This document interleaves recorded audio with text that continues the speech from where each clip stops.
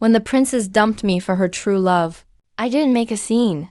With a 20 million breakup fee, I moved out immediately. The whole city started mocking me. Guess how long Su Qian will last this time? Everyone knew I was head over heels for Si Yu Qingshan. Loving her with no dignity or pride. He'll be back begging for mercy in 3 days. However, 3 months later, the emperor's precious daughter finally humbled herself. Su Qian, how long are you going to keep this up? That's enough. But I was actually a top model from Langson. With my exceptional skills, I made 800 million from wealthy clients in a year. Just as I was ready to retire and relax, I accidentally traveled to this fantasy world. To survive in this dog-eat-dog world, I went back to my old profession, acting as a stand-in for heartbroken ladies, providing emotional support. The princess had a childhood sweetheart who was her true love, but he vanished in a secret realm while saving her. The princess was devastated by his loss.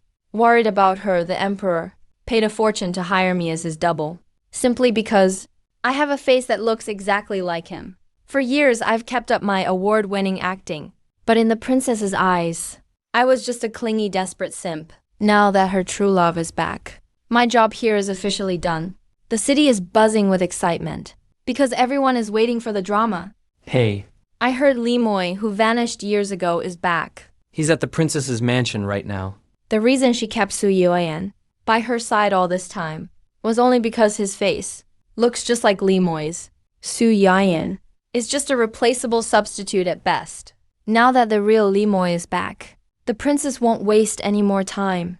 On a mere stand-in, night falls, with a light drizzle coming down. As the capital of the Taizhuan dynasty, Taijuan City remains brightly lit. bustling with life, cultivators and pedestrians on the streets are all talking about the same thing, and I am the center of that conversation. Everyone in the capital knows Su Yuan is hopelessly in love with Princess Si Yu Qingshan, deeply obsessed and pathetically humble. In their eyes, I'm like a dog begging for scraps, always circling around her, no matter how badly she treats me. One look from her would make me crawl right back. They say there are plenty of fish in the sea, and beautiful women are everywhere. So why stay tied to just one person? I can only say they don't understand. Come to Fengyue building. I have something important to tell you. Atop a palace roof, moonlight shines through the misty rain. I put away my transmission jade in the moonlight. Strangely, the rain cannot touch my body at all. Before it even gets close, it's dissolved by an invisible barrier. My silhouette becomes clear in the mist, with a divine and elegant posture, a face as perfect as jade, and an otherworldly aura. I look like a celestial being walking the earth. Shortly after, I arrived at a luxury suite in Fengyue building. I could hear laughter from inside the room. Princess Qingshan, now that Li Moi is back, what do you plan to do with Su Yuan? His dedication over the years really makes him a devoted man. If you ask me, he's just after the princess's wealth and status. Since Moi disappeared, so many men tried to impersonate him, just to get close to the princess. Though Su Yuan is quite calculating, I must say his acting is superb. he's the best double we've seen in years. A substitute is just a substitute. A peasant trying to be a prince? How hilarious. Just then, a cold melodic voice rang out, and the room went dead silent. Since Su Yuan is here, stop eavesdropping and come in.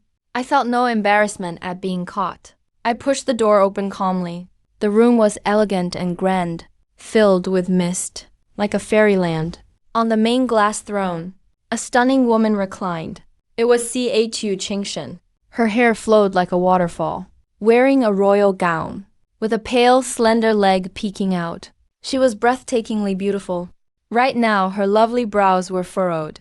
She seemed annoyed that she didn't see the panic she expected. On my face, the flicker of pity deep in her eyes vanished instantly, replaced by cold determination. Si Yu Qingshan spoke softly. Su Yan, you've been with me for 2.5 years. You've taken good care of me and shown me much devotion. I am truly moved by your feelings. I'm sorry for this.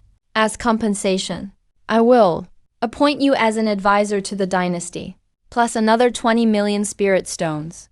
Tell me if there's anything else you want, and I'll try my best to provide it. But I want you to understand one thing. We belong to different worlds. Don't have any more expectations of me. You're just Moy's stand-in. You'll never be him. Now that he's back, I no longer need you. The room was pin-drop silent. Every eye was fixed on me, waiting to see me become a joke. They probably expected me to be crushed, collapsing in agony and despair, or screaming in emotional breakdown. Even CHU Qingshan thought so too. But she felt she had been more than fair, given the generous compensation. She knew clearly that her feelings for me were just gratitude, not love. The only person she loved was Lee Moy. However, to everyone's absolute surprise, I just calmly said one word, okay. That single word hit like a heavy hammer on everyone's heart. Their eyes widened, staring at me in utter disbelief. No misery, no pain, no hysterics. I looked so composed, with a carefree smile on my face. But inside I was overjoyed. I'm rich, I've totally hit the jackpot. The old client still owes me a final payment. And now CHU Qingshan added 20 million more. Double the happiness. The advisor title isn't necessary. I'll be leaving in 2 weeks anyway.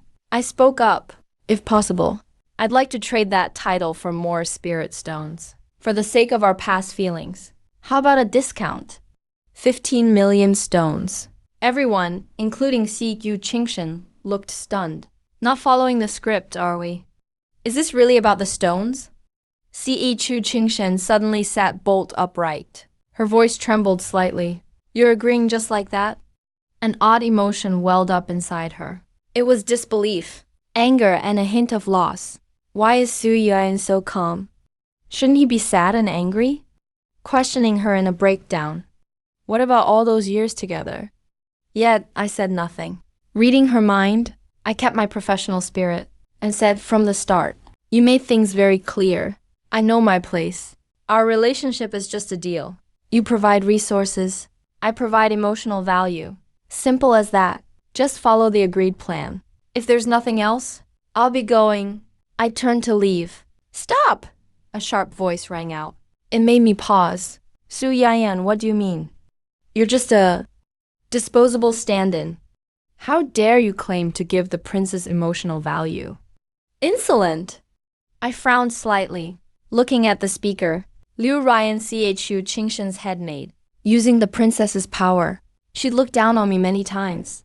If not for the mission, I'd have killed her long ago. Seeing the princess only frown and not stop her, Liu Ryan grew bolder. You, Su Yan, she shouted, hands on her hips. I must have been blind, thinking you were a decent man. You're just a despicable hypocrite. Look at yourself in the mirror. How dare you act like this? Before she could finish, a sharp slap silenced her instantly.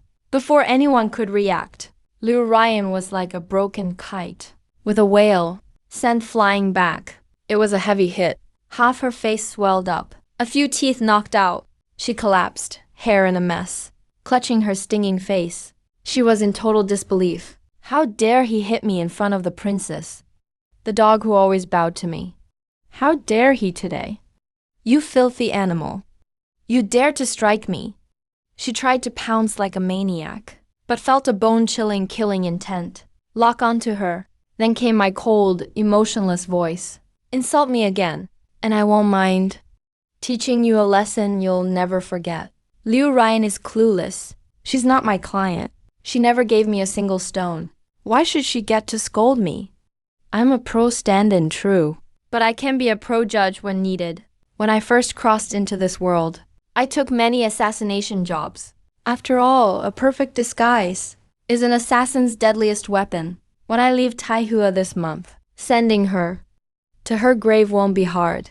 I happen to hold a grudge. Instantly, the room fell into a weird silence. They'd allowed Liu Ryan's behavior to try and intimidate me. But who would have thought I'd ignore her status as the princess's top maid and slap her so hard in public? It was so fast they couldn't react. Liu Ryan was already like a dead dog, knocked to the floor. In the past, I never would have dared. She's the princess's favorite, the gatekeeper for anyone seeking favor. But now it didn't just hit her. The killing intent in my eyes said one more word, and I'd end her right there. The furious Liu Ryan, under my cold stare, though shocked and angry, could only shrink back, not daring to attack. She looked piteously at Chu Qingshan, hoping her master would stand up for her. Princess, you must help me. Su Yayan was faking it all. He actually hit a woman. Chu Qingshan finally snapped out of it. She was furious. Su Yayan, how dare you? I know because of Moy and me. You're resentful, but how can you be so petty? To take it out on Ryan? Is it because Moy is back that you look down on me now? My calm gaze narrowed slightly. Really? When did this cliché drama logic hit this world? What venting frustration? I've been perfectly calm.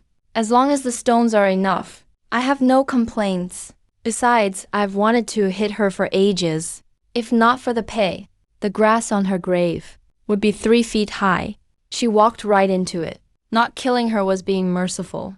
But she didn't know my thoughts. Seeing that slight change in my eyes, she smugly thought she was right, that I was just lashing out. Su Yayan, for old time's sake, apologized to Ryan.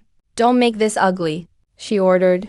Liu Ryan smirked internally, visualizing me begging for mercy. However, a bag full of stones was tossed in front of her. By the laws of the Taihua dynasty, assaulting someone in public carries a 1,000 stone fine. I said flatly, I'm a generous man. These 3,000 stones are for your trouble. Keep the change. It hurt my wallet a bit, but it showed respect to my client. I'm being very respectful. Normally, someone like her would be half dead by now. As a professional stand-in, I follow one rule: be humble with clients, but ruthless to others. With that, I turned to leave again. This time, no one stopped me. Everyone instinctively watched me go, then looked at the stones on the floor. The apology felt worthless, more like tossing scraps to a beggar. Liu Ryan was so mad she was about to explode. How is this similar at all? This is clearly not the same. He kept giving Chu Qingshan a pleading look. But right now, Chu Qingshan's eyes shrank. She looked totally shocked. Why do I feel like I've suddenly changed? Was he hiding his feelings this whole time? I'm freaking out inside. But that can't be right either. I've always acted really cold. Doesn't seem like an act at all. The more Chu Qingshan thought, the weirder it felt. She was convinced. Something must have happened that he doesn't know about. Meanwhile, outside the Fangua Pavilion, crowds of gossiping cultivators had already gathered, completely blocking every exit. Someone's coming out. Someone yelled from the crowd. Instantly, all eyes locked on me. But when they saw it was just me alone, they froze. Wait, that's not right. According to the usual routine, at this point, I'd do everything I could to drag a drunk Chu Qingshan out with me. No matter how much she resisted, I'd still gently take her home. So why am I by myself this time? Just then, a harsh voice cut through the crowd. You must be Su Yayan. No wonder Qingshan likes someone like you. Turns out you actually look quite a bit like me. But a fake is still just a fake. Everyone looked toward the voice. A suave young man in green stepped out, lip curled in a mocking smile. That's Li Moyan. The onlooker's eyes lit up. Getting excited? The real deal and the stand-in finally meet. Now this is gonna be good. I calmly looked Li Moyan over. Good-looking guy. Great temperament. But most importantly, he's surrounded by a hazy mist. His luck feels almost tangible. Disappeared for years and now he's back just fine. He's basically like a main character in a Destiny novel. Plus, he seems to have gained something big from the ruins. Now he's all wild and arrogant. Su Yayan, honestly, I should thank you.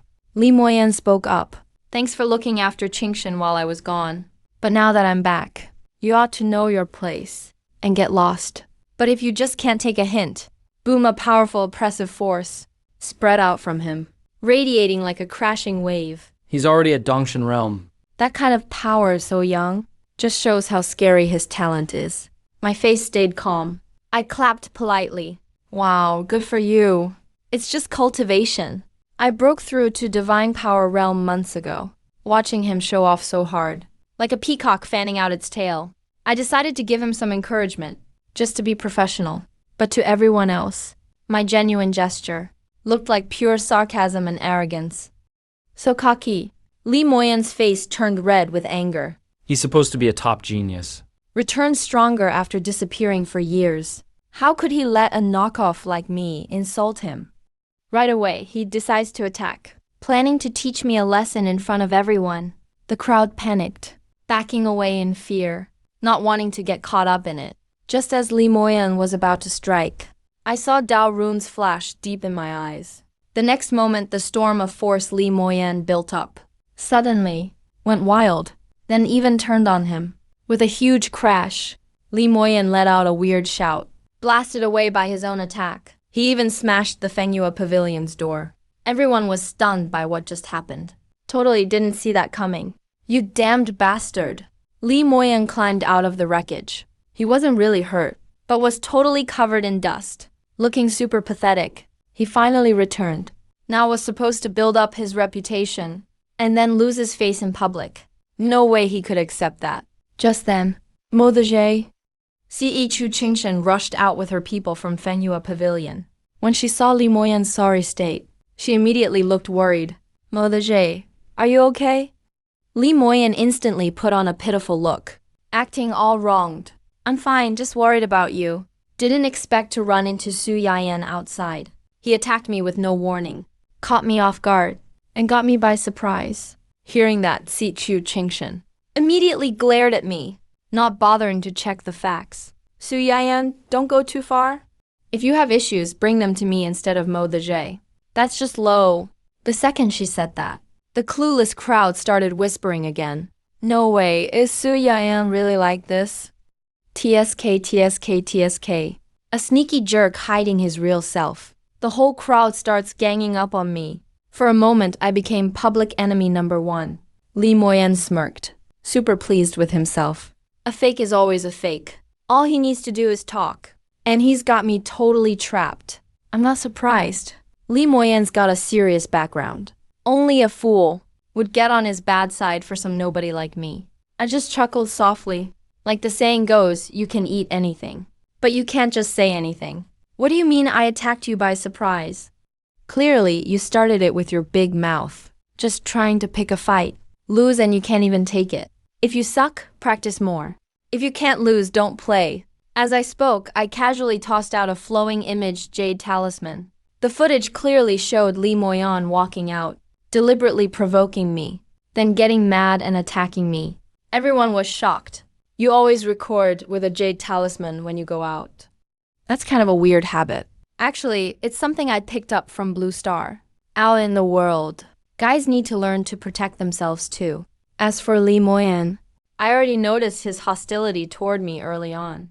Perfect, I'll handle him next time I leave at the end of the month. Li Moyan got exposed right then and there, cheeks burning bright red, like getting slapped a bunch of times. He didn't expect me to do something so weird. And I actually turned the tables. What a surprise. He immediately switched to a pitiful look. I heard you've been hanging out with him lately, so I got a little jealous. Handsome guy playing the victim for sympathy, going for the emotional angle. Sure enough, Si Chu Qingshen's face softened right away, seemingly moved by his words. Just as I finished scoffing, Si Chu Qingshen's voice rang out. Su Yin, I don't care about the outcome. But Brother Moi didn't mean it. Besides, setting the facts aside, aren't you at fault at all? Hearing this, I almost laughed out loud, silently giving her a thumbs up, setting the facts aside. Huh? If you're ignoring the facts, what is there even to talk about? As they say, it takes two to tango. If you were innocent, how did things get this bad? Liu Ryan seized the moment and immediately jumped out. He had slapped me twice and was itching for revenge. Asterisk slap. Asterisk, another crisp sound rang out. The crowd saw a blurred figure. Before Liu Ryan could finish, he was sent flying again, smashing several tables and chairs. The onlookers gasped in shock. Is he crazy?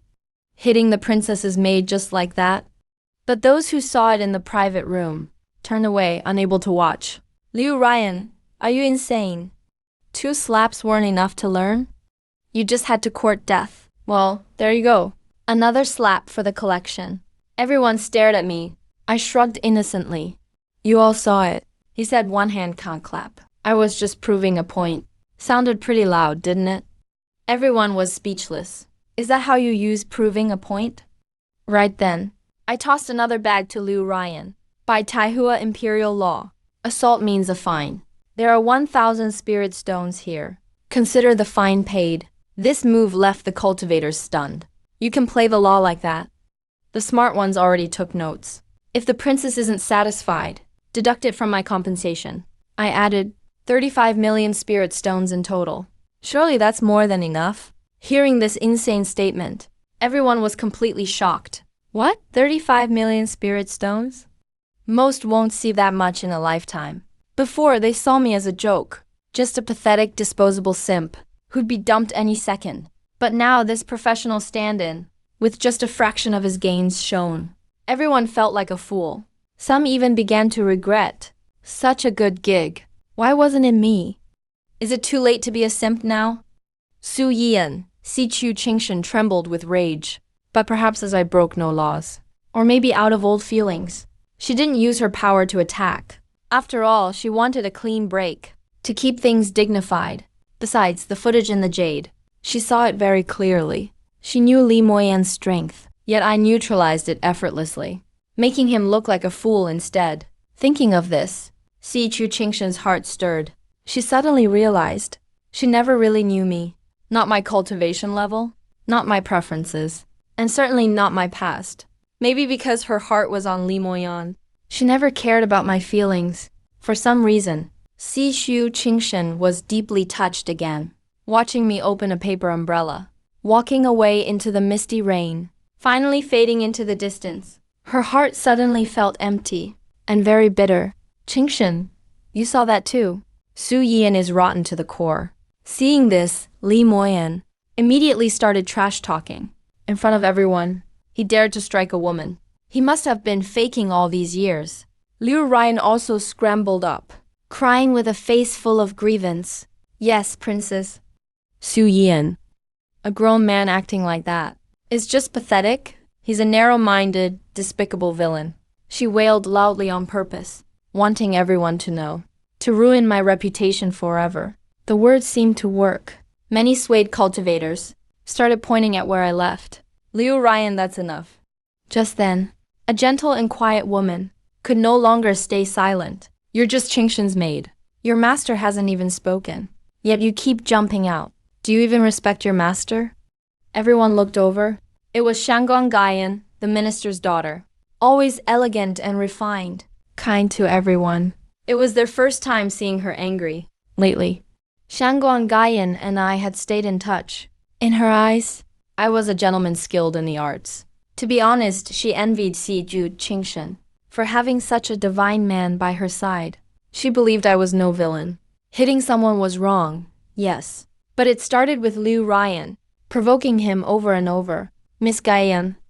Liu Ryan turned pale from the scolding and lowered her head in shame. Li Moyan was annoyed. Wait, Gaiyan, whose side are you on? Why are you defending that pretty boy? I'm just telling the truth. Shanggong Gaiyan replied coldly. Are you feeling guilty? She looked Li Moyan up and down, with a mock sneer, calling him a hypocrite. You're the one who lost the fight, and then played the victim, saying he ambushed you, Li Moyan. Li Moyan, I never knew you were such a drama queen. Li Moyan's face turned livid with rage. Shanggong Gaiyan ignored him, turning to Si Chu Qingshan. Qingshan, in my eyes, over these 2 years, Su Yian gave you so much. He cared for your moods, listened to your thoughts. He treated you better than himself. She looked at Liu Ryan again, with a look of pure disgust. And this maid of yours has been bullying people in your name. A dog should know its place. These words turned Liu Ryan white. She bowed her head quickly, but cursed Gaiyan's ancestors. In her heart repeatedly, Ryan, you did cross the line today. Go back and reflect on it. Gaiyan's words had an effect. Si Chu Qingshan gave Ryan a warning look. All right, Gaiyan. Brother Moy didn't mean it either. Si Chu Qingshan doesn't want to make a scene. She just wants to leave soon. Shanggong Gaiyan just shook his head and sighed. Looks like Li Moyan is too perfect in Si Chu Qingshan's eyes. He suddenly feels bad for me. Honestly, what Li Moyan just did already made Si Chu Qingshan start to doubt inside. Her image of him took a real hit. In her memories, Li Moyan was flawless. But just now he picked a fight on purpose. Flat out denied things. And even turned it against me. Has he changed? Alright, Qingshen. Don't be mad. It really was my fault just now. Li Mo also saw what Sikyu Qingshen was thinking. He quickly put on a humble act. I just love you too much. I couldn't control my feelings. Don't worry, I'll do better than him from now on. To restore the Zilin household's glory, winning over Chu Qingshen is key. But who knows if he's just saying it? Might be all talk, no action. What a joke. Shangang Gaiyan really couldn't stand it anymore. He threw out a couple lines and left. Li Moyan is just so fake and gross. From his point of view, he's not even good enough to carry my shoes. Qingshen, I think Shangang Gaiyan has major issues. You'd better avoid him from now on. Once Shangang Gaiyan left, Li Moyan started badmouthing him again. And in his heart, he already had a plan. To play it totally safe. He had to get rid of me as a threat. Shangang Gaiyan seems to like me too. The safest way is to kill us both off. And put the blame on me. 2 birds, 1 stone. But Chu Qingshen didn't reply, just sighed. Shangang Gaiyan's words brought back so many sweet memories with me, tugging hard at his aching heart. But under Li Moyan's sweet talk, those feelings disappeared in no time. Meekly, he left with Li Moyan. After all, they're childhood friends. I could never compare to the one he truly loves. As for Chu Qingshen, I don't really care what they think. I soon made it back to my yard. But as soon as I walked in, I felt something was wrong. My face changed instantly. I rushed into a room right away. I threw open a wooden box on the desk. Inside was a spirit stone glowing blue. Only then did I breathe a sigh of relief. Thank goodness. All 500 spirit stones are safe. Honestly, I'm hardly short on snacks. But if anyone tries to steal them from me, I get mad about it. Can't help it. I've always been broke. Back on Blue Star, when I was at my lowest, I had to dig through trash just to survive. That's how I picked up this habit. Even after coming here, with plenty of money, it still never feels like enough. I always want to save more. Who doesn't want more money, right? Even if Chu Qingshen will give me 50 million spirit stones as compensation later, I'll only count on it when it's really in my hands. So I focus my mind. And a system panel only I can see pops up before my eyes. Name, Su Yayan. Stage, Divine Power, Level 9. Current titles, Snowy Swordsman Bard, Fate Poem. Each time a successful stand-in mission, leaving a strong impression on the target, unlocks a new identity, plus a random reward. Physique, Clear Sword Heart, 9 Patterned Heart, Eye of Truth. Treasures, 9 Nether Sword, Marvelous Pearl Dragon Scale Armor. Techniques, Turtle Saint Manual Minor Dao Cultivation Art. Minor Fate Sword Technique. Major identity points, 420. Looking at this panel, I sighed a little. After crossing over all these years, the system gave me 5 identity points daily at minimum, and handed over a lot of rewards. But honestly, aside from those special physique gifts, the other resources aren't as fast as doing stand-in missions. This system is just a nice bonus for me. But whatever, on the path of cultivation, I've never felt more energetic. My time management skills finally came in handy. I can juggle several stand-in missions at once, no problem. In the past, I wanted to save up and retire early. Now I want enough cards and resources. Maybe not to be unbeatable, but at least strong enough to go toe-to-toe with the best in this brutal world. I rubbed my tired forehead, walked over to the desk, and opened another box. Inside was a simple sketch and a letter. The girl in the picture looked almost exactly like Chu Qingshen. Anyone would think they're sisters. But the girl in the drawing seemed even purer, wearing a simple pale yellow dress, smiling so brightly and beautifully. It's true, Chu Qingshen treated me as a stand-in, but I also treated her as a substitute. Zhou Qingyi was my first love before I traveled here. Back on Earth, I grew up in an orphanage just to get enough to eat. I had to fight with the other kids, but I was so thin and small then, and I was often hungry. Until I met her, a volunteer at the orphanage. Whenever I couldn't get any food, she would make something extra for me. She even spent her own money to buy me treats and game consoles. Once, I was accidentally burned by hot water. She was so worried she left school to see me, feeling more pain than I did. That was the first time I felt true tenderness. She was the light of my life. Later, I grew up and started making money. But when I wanted to repay that kindness, fate played a cruel joke on me. Zhou Qingyi died in a car accident. I still remember that feeling vividly. In that cold room, I stood there like a stone statue, staring blankly at that white sheet. My mind was a complete void. I don't even know how I finally walked out of the hospital.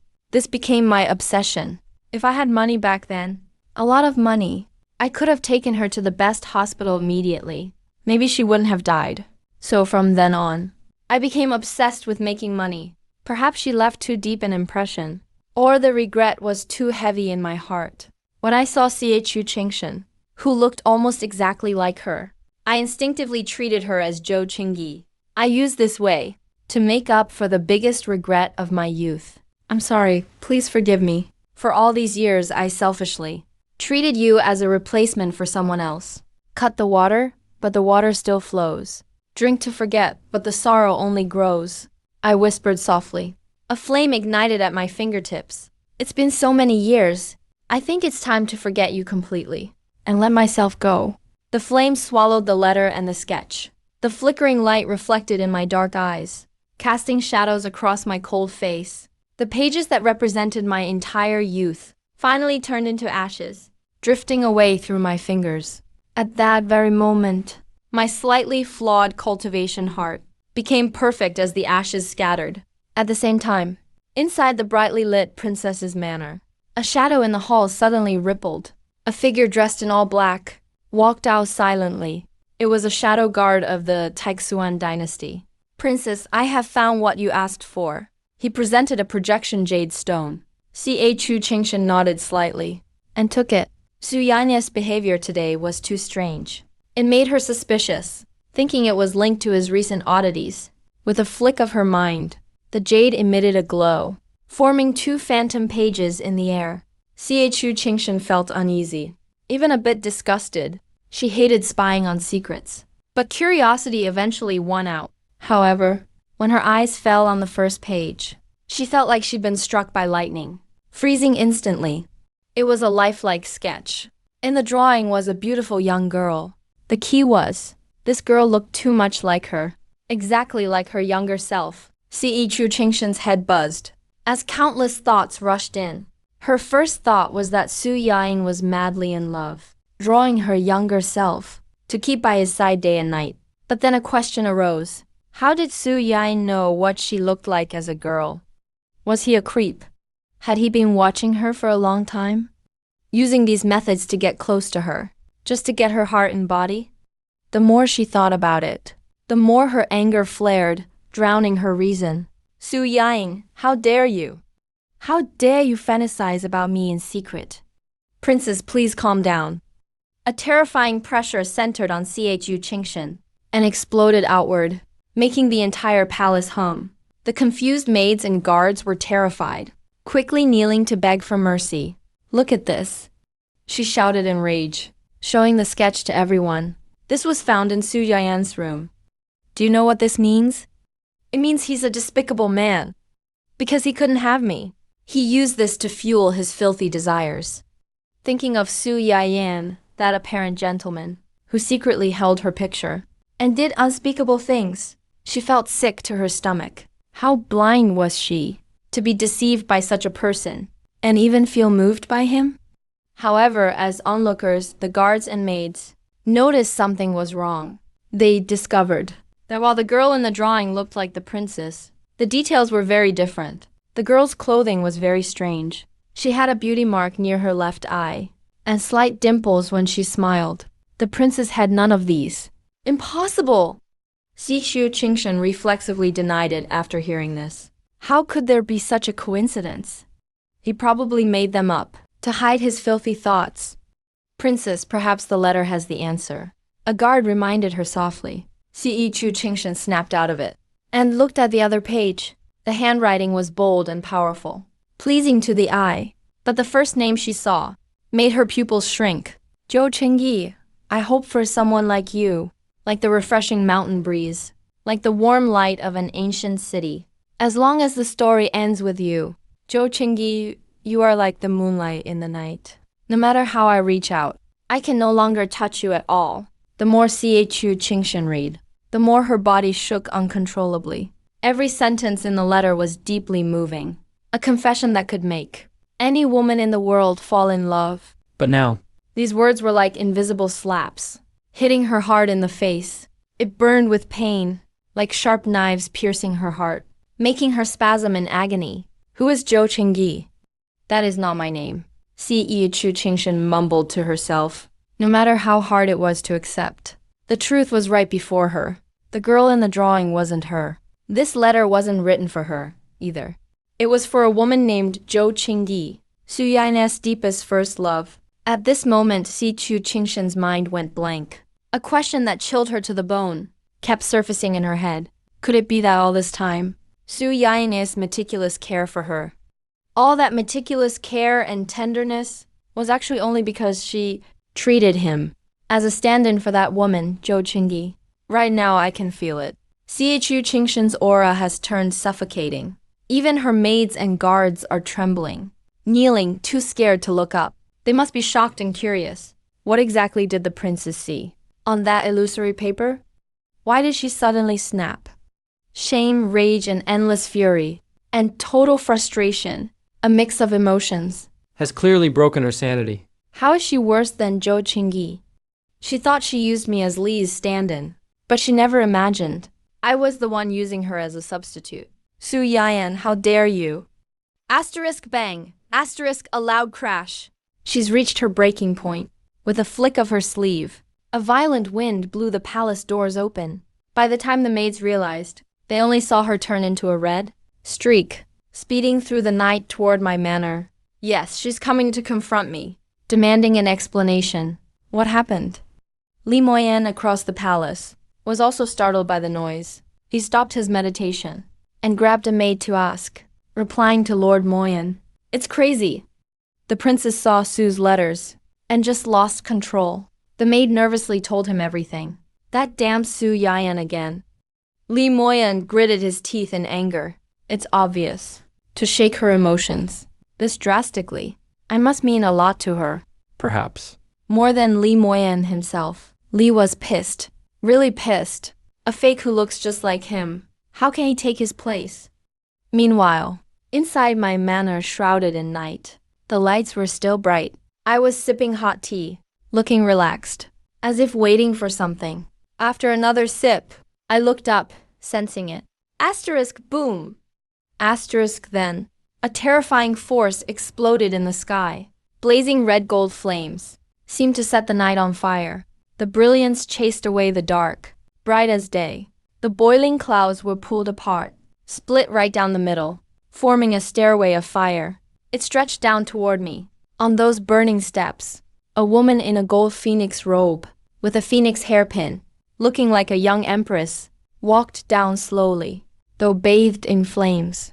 Her face was cold as ancient ice. Su Yan, you'd better have a good explanation. Explanation? I stayed at the table, sipping tea casually. My system already told me. Strong emotions from others earn me identity points. So I knew exactly why she came. Unfazed and calm, I took a sip and smiled. Princess Qingshan, don't put it like that. Without my permission, you sent spies to steal my secrets. Shouldn't you be the one explaining? She froze for a moment, feeling a sudden pang in her chest. At that very second, I became a total stranger to her.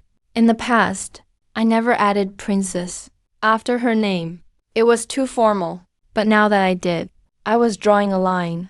Before, if she was angry or upset, I would back down, trying everything to cheer her up. But now, facing her fury, she saw no panic in my eyes.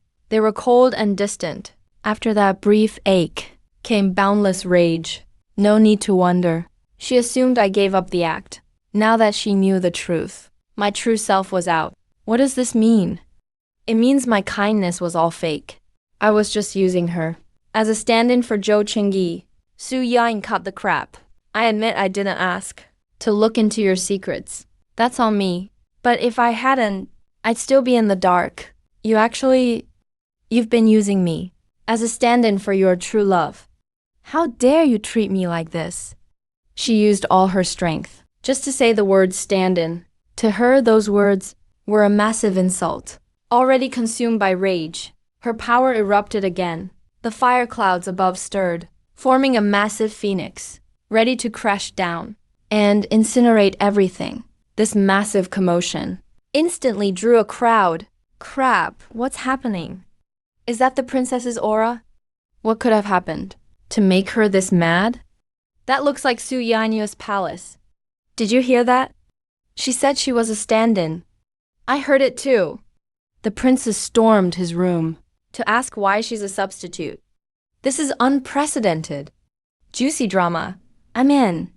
Cultivators swarmed the area, rushing toward my palace. Life here is never boring. Earlier today, they heard she dumped me. They even pitied me. Then came this massive twist. The princess was my stand-in. Incredible, just incredible. Talk about a plot twist. The princess is the substitute. She's Sue's stand-in. Li Moyen heard the news and was stunned. But as it sank in, a strange feeling hit him. What's going on? Before we even faced off, I've already lost completely. The palace under the night glowed red from the flames. The blast knocked over my cup and pot, but I just raised a finger and tapped gently. A formless force instantly swept through the void. The spilled tea was pulled back. It neatly returned to the cup again. Thanks again. I sipped my tea. My voice carried an easy, amused laugh. I was just thinking the tea was a bit cold. Your flames happened to warm it up for me. You're actually pretty nice. As soon as I said that, C.H.U. Qingshen was so mad they turned red on the spot. Su Yayan, if you're trying to provoke me with that, to make me angry, well, congrats, you did it. Right as those words fell, surging flame runes gathered around them, turning into palm-sized phantoms of fiery red phoenixes swirling with flames. If you don't give me an explanation tonight, I won't care about our past anymore. An explanation? I took another sip of tea. Chuckling, I shook my head.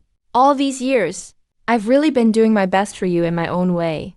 I've always treated you with care and kindness. I'm sure you know that better than I do.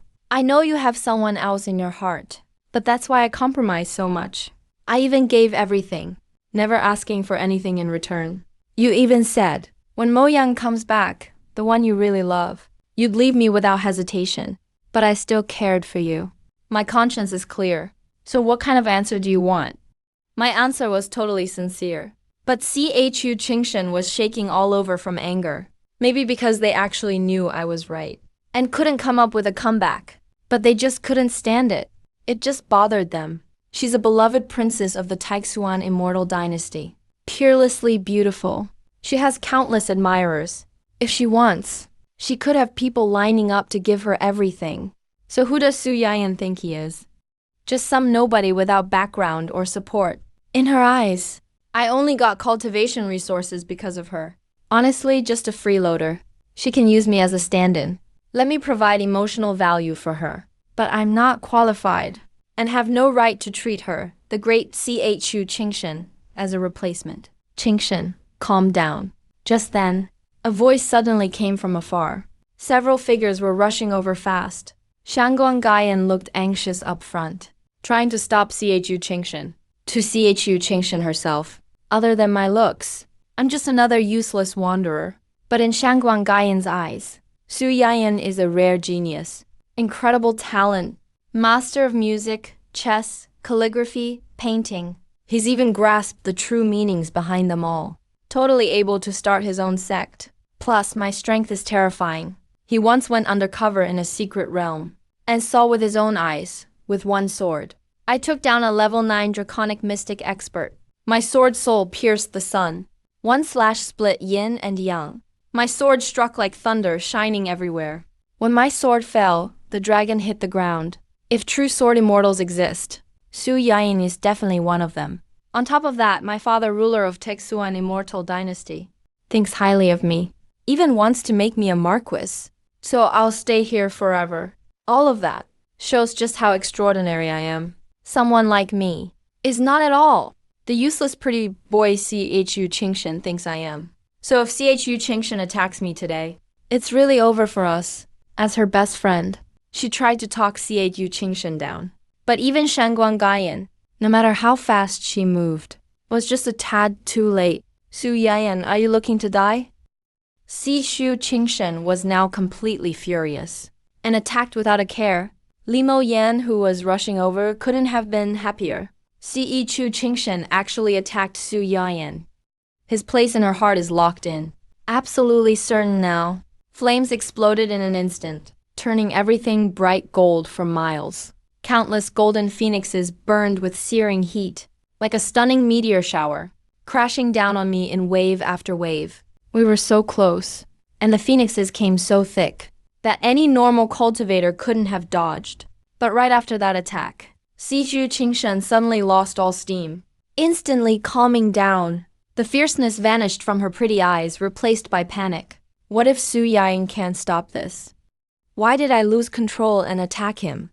But inside she still blamed me. If Su Yayan didn't use her as a stand-in, and didn't embarrass her like this in front of everyone, she wouldn't have lost it. This never would have happened. So even if she's wrong, she thinks it's mostly Su Yayan's fault. He did nothing wrong. It's your own choice. But just then, right in front of the palace, wrapped in flames, a cold voice suddenly rang out. It was a voice that sounded so familiar. But to see Chu Qingshan, it now felt totally strange. Next moment, countless falling fire phoenixes were forcefully stopped by a terrifying power, frozen in midair. Right after that, with a force that made it hard to breathe, a storm exploded out. All those golden phoenixes were swept up like dead leaves, torn to shreds over and over. In a flash, they turned into sparks, scattering in the night breeze. In the swirling blaze of fiery sparks stood a tall, upright, white-robed figure. I looked cold and distant, without taking a single step. I just waved my sleeve casually, easily dispelling Chu Qingshan's full-powered attack in her rage. Bang, a casual hit from me shattered all those fire phoenixes. But the shockwaves didn't stop. Instead, they turned into a violent wind that smashed into Chu Qingshan hard. She grunted in pain, her flames going out instantly. She flew back several yards, totally out of control. From the way she looked, the physical pain was nothing. What really hit her was the sheer disbelief. She probably never imagined I'd be this strong. But what she couldn't handle most was that I actually dared fight back. All this time before, I never even thought of it. I was too afraid to even let her get a scratch. So chill. Right at that moment, Li Moyan and Shangguang Gaiyan finally arrived. They rushed to steady Chu Qingshan, who was about to collapse. When Li Moyan saw what was happening, he instantly got furious. He pointed at me and started yelling, "Su Yayan sure have guts. How dare you lay a hand on our princess from Taixuan Immortal Dynasty? Where are the Taixuan Immortal Dynasty guards? Seize him. He's pretending to be angry for the princess, but I can tell he's probably thrilled inside. He was just worried about getting rid of me, the annoying stand-in. Well, here I am, giving him a perfect excuse. Even if Shangguang Gaiyan wants to help me, hurting the princess in Taixuan Immortal Dynasty is a capital crime. No one can stop it." I watched it all unfold and just curled my lip.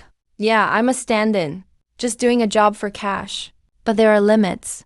If a client wants to get violent, that's extra charge. Besides, Chu Qingshan was really trying to kill me just now. I'm a professional stand-in, not a reckless fool. You can pay me off, but you can't burn me alive. Sure enough, once Li Moyan gave the order, Immortal Dynasty guards rushed in from every direction and decided to follow the law, suppress me. Even facing disaster, I stayed calm and confident, sipping my tea slowly.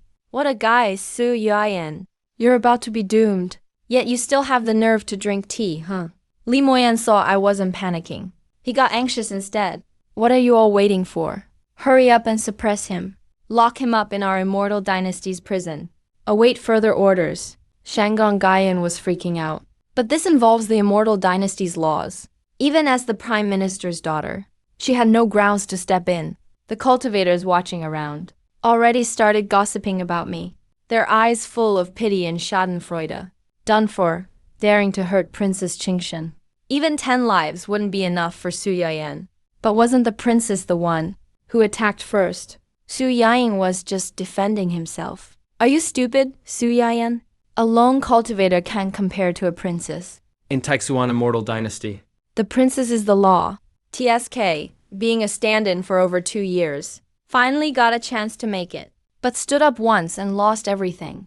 Put his whole life on the line. Just when everyone thought I was dead meat, suddenly a shout boomed from the sky. Enough! Everyone stop! The voice was thunderous. It hurt everyone's ears, the guards about to take action. All froze in place. Their expressions instantly changed.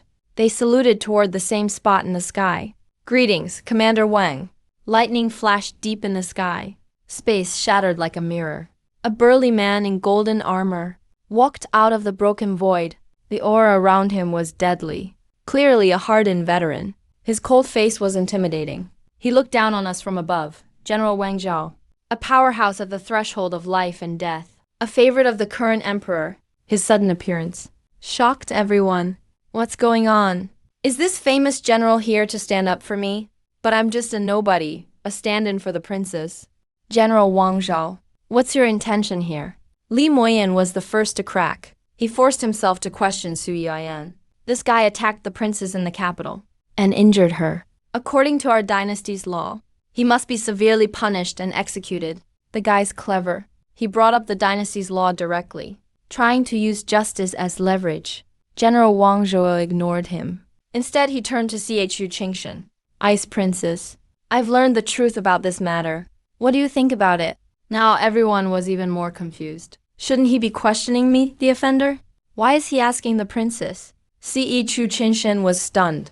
But she knew deep down, if you talk about right and wrong, she was the one at fault. Came to my house late at night causing trouble. Then lost her temper and tried to kill me. I deserve to be beaten. But she's the princess, a star in the spotlight. Admitting in public she acted like a shrew, making a fuss for no reason, and backing down to a stand-in. She couldn't do it. Chu Qingshan moved her lips, finally took a deep breath. Her gaze became determined. I was not wrong. Once she finished speaking, the world fell silent. She made it obvious. I'm the one at fault. I should be locked up and punished. Maybe she's just forcing me to bow my head, making me recognize my identity. My hand holding the teacup paused. A complicated smile appeared on my lips, and finally turned into a faint laugh. Sure enough, a stand-in is just a stand-in. Others think I'm sticking up for myself, but only I know. I'm actually sighing. That Chu Qingshan, who I saw as a stand-in, isn't Zhou Chengyi after all. Looks like, in my career, I need to add a note for clients. Never get emotionally involved. And don't treat them like the people from your past. General Wang Zhao paused and sighed internally. He must be thinking, why doesn't the princess get it? His appearance alone shows I'm not ordinary. Why can't she see that? Whatever, after this. I guess we're done. Sorry, princess. General Wang Zhao's voice was firm. I can't follow Taixuan law and imprison Lord Su. The moment he called me Lord Su, everyone went silent. They were all dumbstruck. Even Li Moyan and Shangang Gaiyan were shocked. Some even wondered if they heard wrong. That general actually addressed me as Lord. Boom. Everyone felt something explode in their mind. Only then did they finally realize the truth was far beyond what they thought. Not so simple. I'm definitely not just some nobody. Chu Qingshan was the most stunned. He instinctively cried out, we've known each other for over 2 years. Why did he never know? I was favored by his father, the emperor. It's the imperial decree. General Wang Zhao didn't say much more. He directly pulled out a golden imperial decree from the void. The moment it appeared, majestic dragon aura turned the whole sky gold. Imperial decree, personally written by the current emperor. Seeing it is like seeing the emperor himself. Now everyone looks at me completely differently. Who on earth is this guy? To have the emperor personally issue a decree for him? Chu Qingshan's mind has completely blanked out. Father actually issued a decree for Su Yayan himself. But isn't he just a commoner who looks like Li Moi's brother? Just a substitute. Why? Li Moi also lost it completely. He roared with bloodshot eyes. Why, your majesty? Why go to such lengths for a mere stand-in? Everyone in the capital knows. He's just my substitute. Seeing him so desperate and angry, it was as if he was saying he, the original, was actually inferior to me, the stand-in. Impudent! Young General Wang's gaze turned cold. A terrifying pressure fell like a mountain, directly pinning Li Moi to the ground. He looked pathetic. Are you saying that you doubt the decree in my hand is fake? Do you really think I won't kill you? General Wang, please calm down. Just then, old Li, the manor's butler, hurriedly stepped out from the void. Clearly, he feared his young master would be killed, and rushed here to save him. Take him and get out. General Wang didn't want to waste words. He kicked the dog like Li Moi, sending him flying into old Li's arms. Old Li thanked him repeatedly while rescuing him, but before vanishing, he shot me a vicious, deadly glare. It seems this grudge with the manor is now set in stone. Then General Wang turned and landed before me. His attitude did a complete 180-degree turn. He bowed respectfully and said, Lord Su, I apologize. Our Taixuan dynasty handled this poorly. The princess was a bit emotional earlier. Please do not take it to heart. Seeing this high-ranking general treating me with such respect, the surrounding cultivators' hearts nearly stopped. I knew in my heart the identity I'd hidden for so long could no longer be kept secret. Meanwhile, deep within the magnificent palace, a man in a gold dragon robe, with a naturally commanding aura, Si Shu Chenxing, the emperor of Taixuan, seemed to receive a message. I saw him place a white piece on the board, then let out a deep sigh. I guess it's fate. Qingshen and Yang Su aren't meant to be. Si Hu Chenxing shook his head helplessly. Your Majesty, don't worry too much. Before things even happen, heaven has already decided. Opposite him, the white-haired old scholar smiled as he played his black piece. Hearing this, Si Yu Tianxing's expression grew more bitter. I understand your point, scholar. I know it well myself. But I've spoiled Qingshen too much all these years, which led her to be so thoughtless in her actions. He paused, his tone complex. Li Moi was once our top genius. True, but times always change. I only hope Qingshen won't regret this later. Hearing this, the scholar sitting before him just smiled inwardly. It would be a miracle if she didn't. When Chu Qingshen learns the truth and realizes how extraordinary Su Yayan really is, she might finally understand what a godlike man she actually lost. Years ago, Chu Qingshen was trapped by love. The emperor was worried sick. So, with a nothing-to-lose attitude, he found me. But no one expected that I actually had real skills. I could help her out of the shadows. Even during a certain accident, they discovered I was actually the legendary fortune master. A role that carries a nation's honor and ensures a century of prosperity. Not only that, my insights on policy were far ahead of their time. Lately, The welfare policies CU Chenxing issued were all actually thanks to me. Facing an all-around talent like me, Chu Tianxing tried everything to keep me. Ideally by pairing me with Chu Qingshen. Now it seems his plan has completely failed. You could say he gave Chu Qingshen a chance, but she just couldn't handle it. The Grandmaster pulled back his thoughts and chuckled. Too greedy. She wanted it both ways. Once you lose what you truly want, you'll regret it sooner or later. The next morning, all of Taixuan was in an uproar. The commotion last night was too big. Almost everyone in the capital knew. I always thought Su Yayan was just a poor, unloved substitute. Turns out he's the real secret boss. He actually treated the princess as a stand-in. What a crazy twist. Do you think Princess Qingshen will regret this? But as soon as someone said that, many people quickly refuted it. No way, her true love Li Moi is back. How could she possibly care about Su? Even so, no one dared to mock me openly this time. After all, I'm the man the emperor issued a decree for. Who would dare to talk trash? Inside the manor, Dad, if I don't kill Su Yayan, I'll never be at peace. Li Moi's resentful roar echoed through the hall. His eyes were bloodshot, filled with killing intent. A mere substitute of mine has humiliated me again and again. Moi, calm down. Li Kang spoke coldly from the head seat. He's the head of the manor, and Li Moi's father. Su Yan. It's not that simple.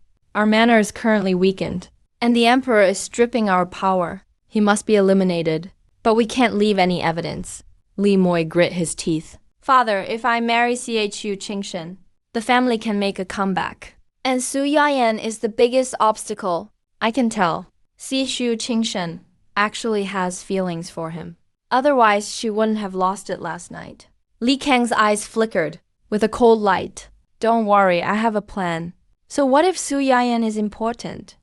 If he becomes a dead man, the emperor won't start a war over a corpse and ruin our relationship completely. Meanwhile, the princess's manner was a total mess. Why did father hide this from me? Su Yayan is just a hypocritical villain. Chu Qingshan was almost hideous with rage. She swung her sleeve violently, sweeping jewelry off the table into shards. How dare he use me as a stand-in for another woman? How am I worse than that Zhou Qingyi? She was smashing things in the room frantically. She hated that he used her as a substitute, but hated even more that she, a princess, in his eyes, was inferior to some mediocre woman. Shanggong Gaiyan watched this scene quietly, while Liu Ryan hid aside, afraid to speak. Once Chu Qingshan calmed down slightly, she stared intently at Shanggong Gaiyan. Asked Gaiyan, do you think I fooled myself? All the kindness I showed him was fake, right? But Shanggong Gaiyan just shook her head. I think all the care I gave you was real. Whose side are you on? Yu Qing looked pissed. A fierce fiery aura flared from him. But Shanggong Gaiyan just looked straight at him, totally calm. It's simple. You told me from the start. Your real love was Li Moyan. Even knowing I'm a stand-in, I still took care of you without regrets. Never once asked for anything back. Qingshan, ask yourself honestly. The way I've treated you these past 2 years, was that all really fake? Chu Qing was stunned. He was speechless. You're not mad because I was a stand-in. Shanggong Gaiyan went right to the point. You're angry because I shared my care with someone else. You're so controlling. You can't stand that anyone else is in my heart. I'm the one who's cared for you these 2 years. The one who stuck by you. The one who spoiled you too. But what about you? Have you shown me any warmth? You saved all your gentleness. For Li Moyan, who's been gone 10 years. Shanggong Gaiyan said her piece and ignored the stunned Chu Qingshan. She stood up and left the hall right away.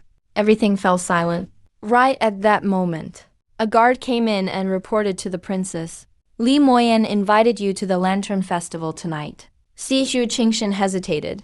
These days, he and Li Moyan have been reminiscing. They should be the perfect couple. But he noticed Li Moyan had changed. He'd become moody and narrow-minded. Nothing like the hero in his memory. Giving up on me for this Li Moyan. Giving up on me. The guy every female cultivator sees as her dream man. Is it really worth it? But right away, his idealized filter for Li Moyan covered up all the flaws again. He told the guard, tell Brother Moyan. I'll come tonight. After dismissing everyone, he picked up a rosewood jewelry box from the ruins. It was my birthday gift to him, made from 10,000-year-old red sandalwood, worth a fortune. Gazing at the box, he suddenly realized he didn't even know when my birthday was. As for me, I was walking down a stone path just outside the capital, wearing white, as pure as snow. Sunlight made me glow. People passing by stole glances, but no one dared to joke about me being a substitute for soda anymore. I didn't let this annoying stuff bother me. Once my job's done, I'm leaving. I'm never coming back here. As for being sad, no way. I'm just here for the money. Still, as I walked, I muttered, when I get back, I'll make that old man pay me extra, and maybe some dragon luck. But it's gonna cost him more. As I walked on, I entered a stunning red maple forest. Suddenly, I sensed something off. I snapped my head up. My pupils shrank. Under the red maples stood a graceful girl in white, holding a white paper umbrella, just quietly watching me. You're really hard to find, huh? She turned around, her voice cool and clear. Should I call you Su by now? Or Su Yayan? Baishu, he and I were both shocked. Crap, it's an old client from years ago. He's the personal disciple of the Red Dust Love sect. 3 years back, I pretended to be his dead junior brother, helping him get over his grief. When the job was done, right in front of him, I jumped into the deadly abyss of graves, faked my death to get away. I still remember how shattered he looked then. Thought I'd never see him again in this life. But 3 years later, He actually tracked me down from across the world. faced with this surprise, my first instinct was to play dumb. I gave a tiny, polite smile. Spoke up.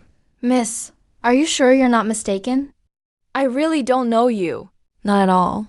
Suddenly, the sound of a zither filled the air. The world shifted. Powerful music symbols locked me in right away. Stop pretending. Baishu, he sat down cross-legged. Resting across her knees was a blue ancient-looking weapon, the celestial Zhuanyuan zither. My eye twitched hard. That's a legendary weapon of the Red Dust Love sect. Just to catch me. She even brought this thing out. If you keep pretending not to know me, or try to run. Baishu, his eyes turned icy cold. Her voice downright creepy. I'll just kill you right now. And turn you into a specimen. That way you'll be with me forever. When I heard Baishu, he say she'd make me a specimen. Crazy talk like that. A chill ran down my spine. I started sweating bullets. Turn me into a specimen? How does that even sound human? In my last life, I learned the hard way. When you meet a psycho like this, rule 1 is run as far as you can. But the problem is, I have nowhere to run right now. As soon as Baishu he finished talking, I realized the world around me was totally locked down by the celestial Zhuanyuan zither. Not a single gap left. Sealed off tight. Looking at her, I saw Baishu, his face grow twisted and obsessive. And I honestly wondered, what happened to her all these years? In my memory, she was gentle and elegant. The classic cool goddess type. Now she's just a full-on yander. I mean, I could force my way through that weapons seal, but it'd be tough. Plus, Baishu he is an old client. She crossed mountains to find me. I can't just attack her right away. I sighed, pushed down all my complicated feelings, and put on a calm face. Greeted her. Long time no see. Shiji Baishu he. When I spoke, Baishu, he shuddered. In that moment, it felt like I just opened the floodgates of all her memories. She stared right at me, clearly mixing me up with her junior brother Subai, like we were totally the same person. Her gaze was full of thoughts, hurt and questions, as if any second she'd start screaming at me, demanding to know why I bothered to get close, help her out of the darkness, only to fake my death and leave in the end. Was it because she wasn't good enough? It's probably because I feel like I'm just a replacement. But what he'd rehearsed in his mind so many times, the self he'd practiced endlessly, turned into a soft plea at the moment he spoke. Long time no see. Hey, Junior, can you play a tune for me again? That change caught me off guard. He seemed surprised he said it too. But you can't fake that look in his eyes. This was probably the only thing he's held onto all these years. I paused for a moment. Finally, I nodded. All right, no need for more talk. I just pulled out an ancient rosewood zither from my storage. My pupils narrowed. I'm way too familiar with this zither. Back then, it was the one I used while playing his junior. Later, I tossed it at the Hongchen Chin sect to escape. Didn't expect after all these years. The zither is not only intact, but not even dusty. Clearly, someone's been carefully wiping it every day. I took the zither, sat cross-legged. Baishu, just like before, sat close beside me. This kind of close listening was my specialty back then. I want to hear that old hometown tune you loved, he said softly. That's the song I played whenever I missed home. I stayed quiet. My slender index finger brushed the strings. As my fingertips moved, countless musical notes and runes floated up. In this world of music, around us, it really did feel like we were in a golden rice field. Dawn just breaking, the scent of rice in the air. At this moment, I felt like time went backward. In Baishu's eyes, maybe I'm still that energetic junior, whose music led him out of darkness. But what he doesn't know is, the future he wanted was for two people. But back then, I just wanted to finish the mission and leave. We were lost in the tune. When suddenly, outside the red maple forest, the space rippled. A few dark-robed figures with icy aura broke in. Strange. Rumor has it Su Yayan went into this grove. Be careful, Su Yayan's not simple. The state mansion paid big bucks for us to assassinate Lu Tianbang. All 5 of us strike. We can't let him escape. These guys probably don't realize. The second they set foot inside. It was already obvious someone pissed you off lately. Baishu frowned. The music kept going, but the killing intent was already rising. I rolled my eyes. Probably. Aside from that sore loser Limotha, there's no one else. No worries, I got this.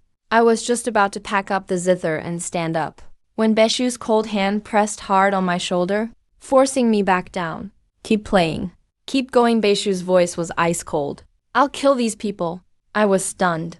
The old Beshu hadn't even killed a chicken before. Now, killing people comes out as smoothly as ordering food. I wanted to say something, but one cold glare from him shut me up. I shrank my neck. I could tell. He's afraid I'll sneak away using my escape tricks again. He's dead set on keeping me within sight. Assassins from Darkmoon Tower are searching the woods, when suddenly a shrieking zither note explodes. It's the taboo tune from Hongchen Chinblood Fiend Melody. The sound carried a terrifying, murderous aura, blasting through their minds. No matter how they tried to block it, it was useless. Because this sound echoed straight from their souls. The intel never said Su Yoyan could play this kind of devilish tune. Get out, something's wrong here. They tried to run, but the space had already been warped by the music. Can't escape, can't dodge. They could only watch their own souls, being torn apart by the stacked sound waves. I saw it all clearly in this gloomy world.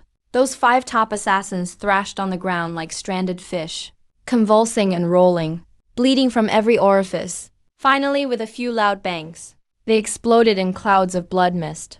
And Beshu, he was like a merciless grim reaper, quickly plucking the strings, while coldly watching the entire gruesome death process.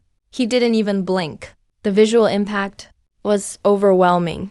I wondered what kind of trauma she went through all these years to become this dark. Why are you looking at me? Beshu packed up his zither, turned and stared coldly. Keep playing. That gaze was calm but forceful. It made me feel uneasy. Quickly, I found an excuse to lighten the mood. I'll play, sure. But by the old rules, you gotta pay extra. Playing seriously takes a lot of effort. 1 song, 2,000 spirit stones. Beshu was fuming, but this penny-pinching talk seemed to bring back some old feelings for him. I took the stones, happily kept playing, not realizing at all. Beshu was already thinking how to take me back to the Hongzhen Qin sect and lock me up like a human canary. So I'd play music for him alone every day. Night fell in a flash. The capital of Taixuan Immortal Dynasty was bustling thanks to the Lantern Festival. Lively as ever. On the street, Limotha dragged Chu Qingshan by the hand, showing off non-stop. Chu Qingshan was clearly distracted. His mind Was full of last year's fireworks I made for him. Back then, to make her happy, I worked day and night, and finally wrote in those fireworks, "Hope Qingshan's happy every single day." Limotha noticed he was spacing out, and got furious. He squeezed his wrist so hard he almost broke it. Are you thinking about Su Yuan, that replacement? He's dead for sure. The assassins will soon bring back news of his death. Chu Qingshan shook off his hand, eyes full of disgust and impatience. Limotha, just grow up, will you? You make me sick. He walked right past Limotha and hurried into the crowd. For some reason, he felt oddly restless. It was like something really important was vanishing completely. Right then, a mellow zither sound pierced the noisy crowd, went straight into his heart. The wild street instantly quieted down. Everyone stopped in their tracks. Chu Qingshan froze too. The music sounded so good, but also carried a power that cleansed the soul. Following the sound, he walked onto the arch bridge and looked out at the sparkling lake. On the water, there was a small boat. When he finally saw clearly the white figure, focused on playing the zither, He was shocked like lightning struck. his mind went blank. Su Yan. He stared hard at the figure that was supposed to be dead, and the ethereal woman sitting by his side. He felt all sorts of emotions. Chu Qingshan rushed off quickly. Limotha chased after, panting. Couldn't even finish his sentence. Like an invisible hand was choking his neck. Words stuck in his throat. With Su Yan's beautiful music, his own voice sounded sharp and grating, instantly drawing angry stares from everyone around. But he didn't care about losing face at all. His eyes were wide open. He stared hard at the small boat on the lake, completely shocked. He should be dead. Li Moyan's father spent a fortune. He hired 5 tier assassins from the Assassin's Tower. Even a powerhouse would be doomed. So why am I still alive? And who is that woman in the white dress? Si Chu Qingshen didn't care at all. Li Moyan didn't even blink. He just stared at the little boat. More precisely, he stared at that stunningly beautiful woman. She was cool and graceful. The white-robed woman playing for me, eyes lowered. The two of us shared this boat. The music faded. Countless runes of music rose up. The lake shimmered in the moonlight. The runes flowed like a gentle, romantic melody. The song felt magical. It calmed every restless thought inside. He is a princess of the Taihua immortal dynasty. And an expert in music? Her father once spent a fortune to invite countless music masters to help him move on from the past. But he was sure he'd never heard such heavenly music before. On a normal day, he would definitely use his princess status to befriend such a musical genius. But this time was different, because the one playing was, as so familiar, yet so new me. After all these years, he never knew I could play, and to play so well. Why did I never play for him? Seeing me playing under the moonlight, right now I felt like a glowing figure in his heart. I became his unreachable perfect love. He glanced at Bai Shu next to me, beautiful like a fairy. He subconsciously felt we were a perfect pair. But as soon as that feeling appeared, a wave of jealousy surged up inside. His eyes turned red. Su Yain, oh Su Yain. We haven't even finished our talk. And here you are playing love songs under the moon with another woman. Are you? Totally ignoring me, the princess of Taixuan immortal dynasty. As the song ended, the lingering tune floated on. Everyone was still lost in the music. It took a while before they snapped out of it. People looked at the little boat, amazed. Whispers started up everywhere. That man playing must be Su Yiyan, right? Who'd have thought he played so well? I never knew Su Yang had this skill. Su Yan, what's wrong with you? If you can play like that, what girl wouldn't be charmed? Why the obsession? With just one person? That woman in the white dress is just too pretty. She has the best vibe too. She and Su Yan look great together. I used to be the pride of Taixuan capital. But in terms of looks, hardly anyone in the whole dynasty compares. Handsome as an immortal, with top-notch musical talent too. He was the dream of countless fairies. But to see Eiju Qingshen, all this talk was just annoying. His face grew darker. The calm the song brought was gone, and all the old gloom returned. Even stronger, seeing me and Bai Shu together, he was upset. Anger and jealousy churned inside. Meanwhile, Limo was about to go crazy. Their family paid so much for this hit job. And those idiots let me live just fine. He just couldn't believe someone like me, who didn't look strong at all, could escape 5 top assassins. He thought they just took the money and bailed. He was about to call and complain. But first got a message. Sorry, young Master Li. The reward you offered, Assassin's Tower will return it. We're giving up on this job. Li Moyan froze completely. He couldn't believe it. Assassin's Tower, always about the money, actually called off the mission themselves, even if that happened before. It was only because the target was too strong. But to them, I'm just some weak pretty boy. Can't you guys at least act professional? Our Jiangwo family gave you such a huge fee, and you still think it's not enough? He thought they just wanted an even bigger price. Totally angered the inside contact. If it weren't for you, you bastard, feeding us fake info, our 5 top assassins wouldn't have died for nothing. And you idiot, do you even know who's backing Su Yan? We assassins haven't even finished talking. The voice cut out all of a sudden, like someone just got silenced. What a lousy Assassin's Tower. You're just a bunch of losers. You can't even take out Su Yan. Li Moyan thought they just hung up. He cursed it in his heart. He had no idea. Right now, the Assassin's Tower was under attack by powerful people. Music echoed from all directions. That music could shatter one's soul. It made everyone tremble. Assassin's Tower was like an island in a music storm, completely surrounded. Music was the assassins' nemesis. They had nowhere to run. Even destroying all senses, the music still echoed in their minds. In the end, both their bodies and souls collapsed. One after another, they faded away. High above the sky, a middle-aged man sat cross-legged, with a black ancient zither in front. He shook his head and sighed. Me, the great Zhu Tian Prince of Love, once so legendary, now reduced to killing a bunch of no-name rats. Okay, let's get serious. Another expert sighed. If we mess this up again, and the little master hears about it, we'll be in trouble. That little master in their words was Bai Shu. He used to be calm and quiet, polite and likable. But after I left, he changed completely, became obsessed and crazy, spent years searching the worlds for me, even crossed into other realms. The sect leader hoped I'd help him move on, but it made him fall deeper instead.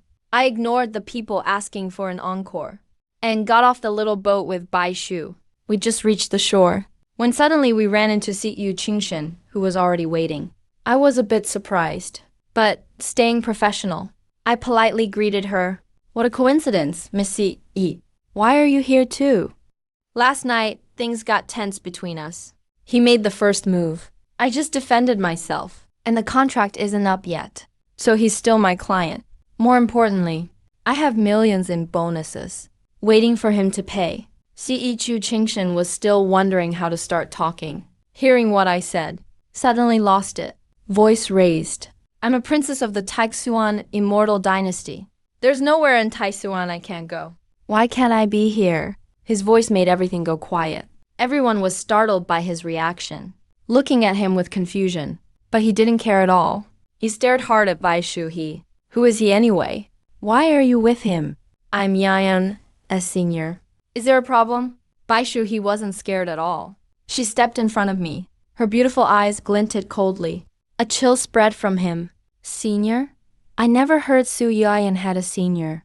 Are you hiding something from me to expose your real identity? So you made up a cover story. Si Yu Qingshen didn't even know what she was saying anymore. My calm and collected Miss Si Chu attitude totally set him off. He couldn't hold his anger back. Fooling you.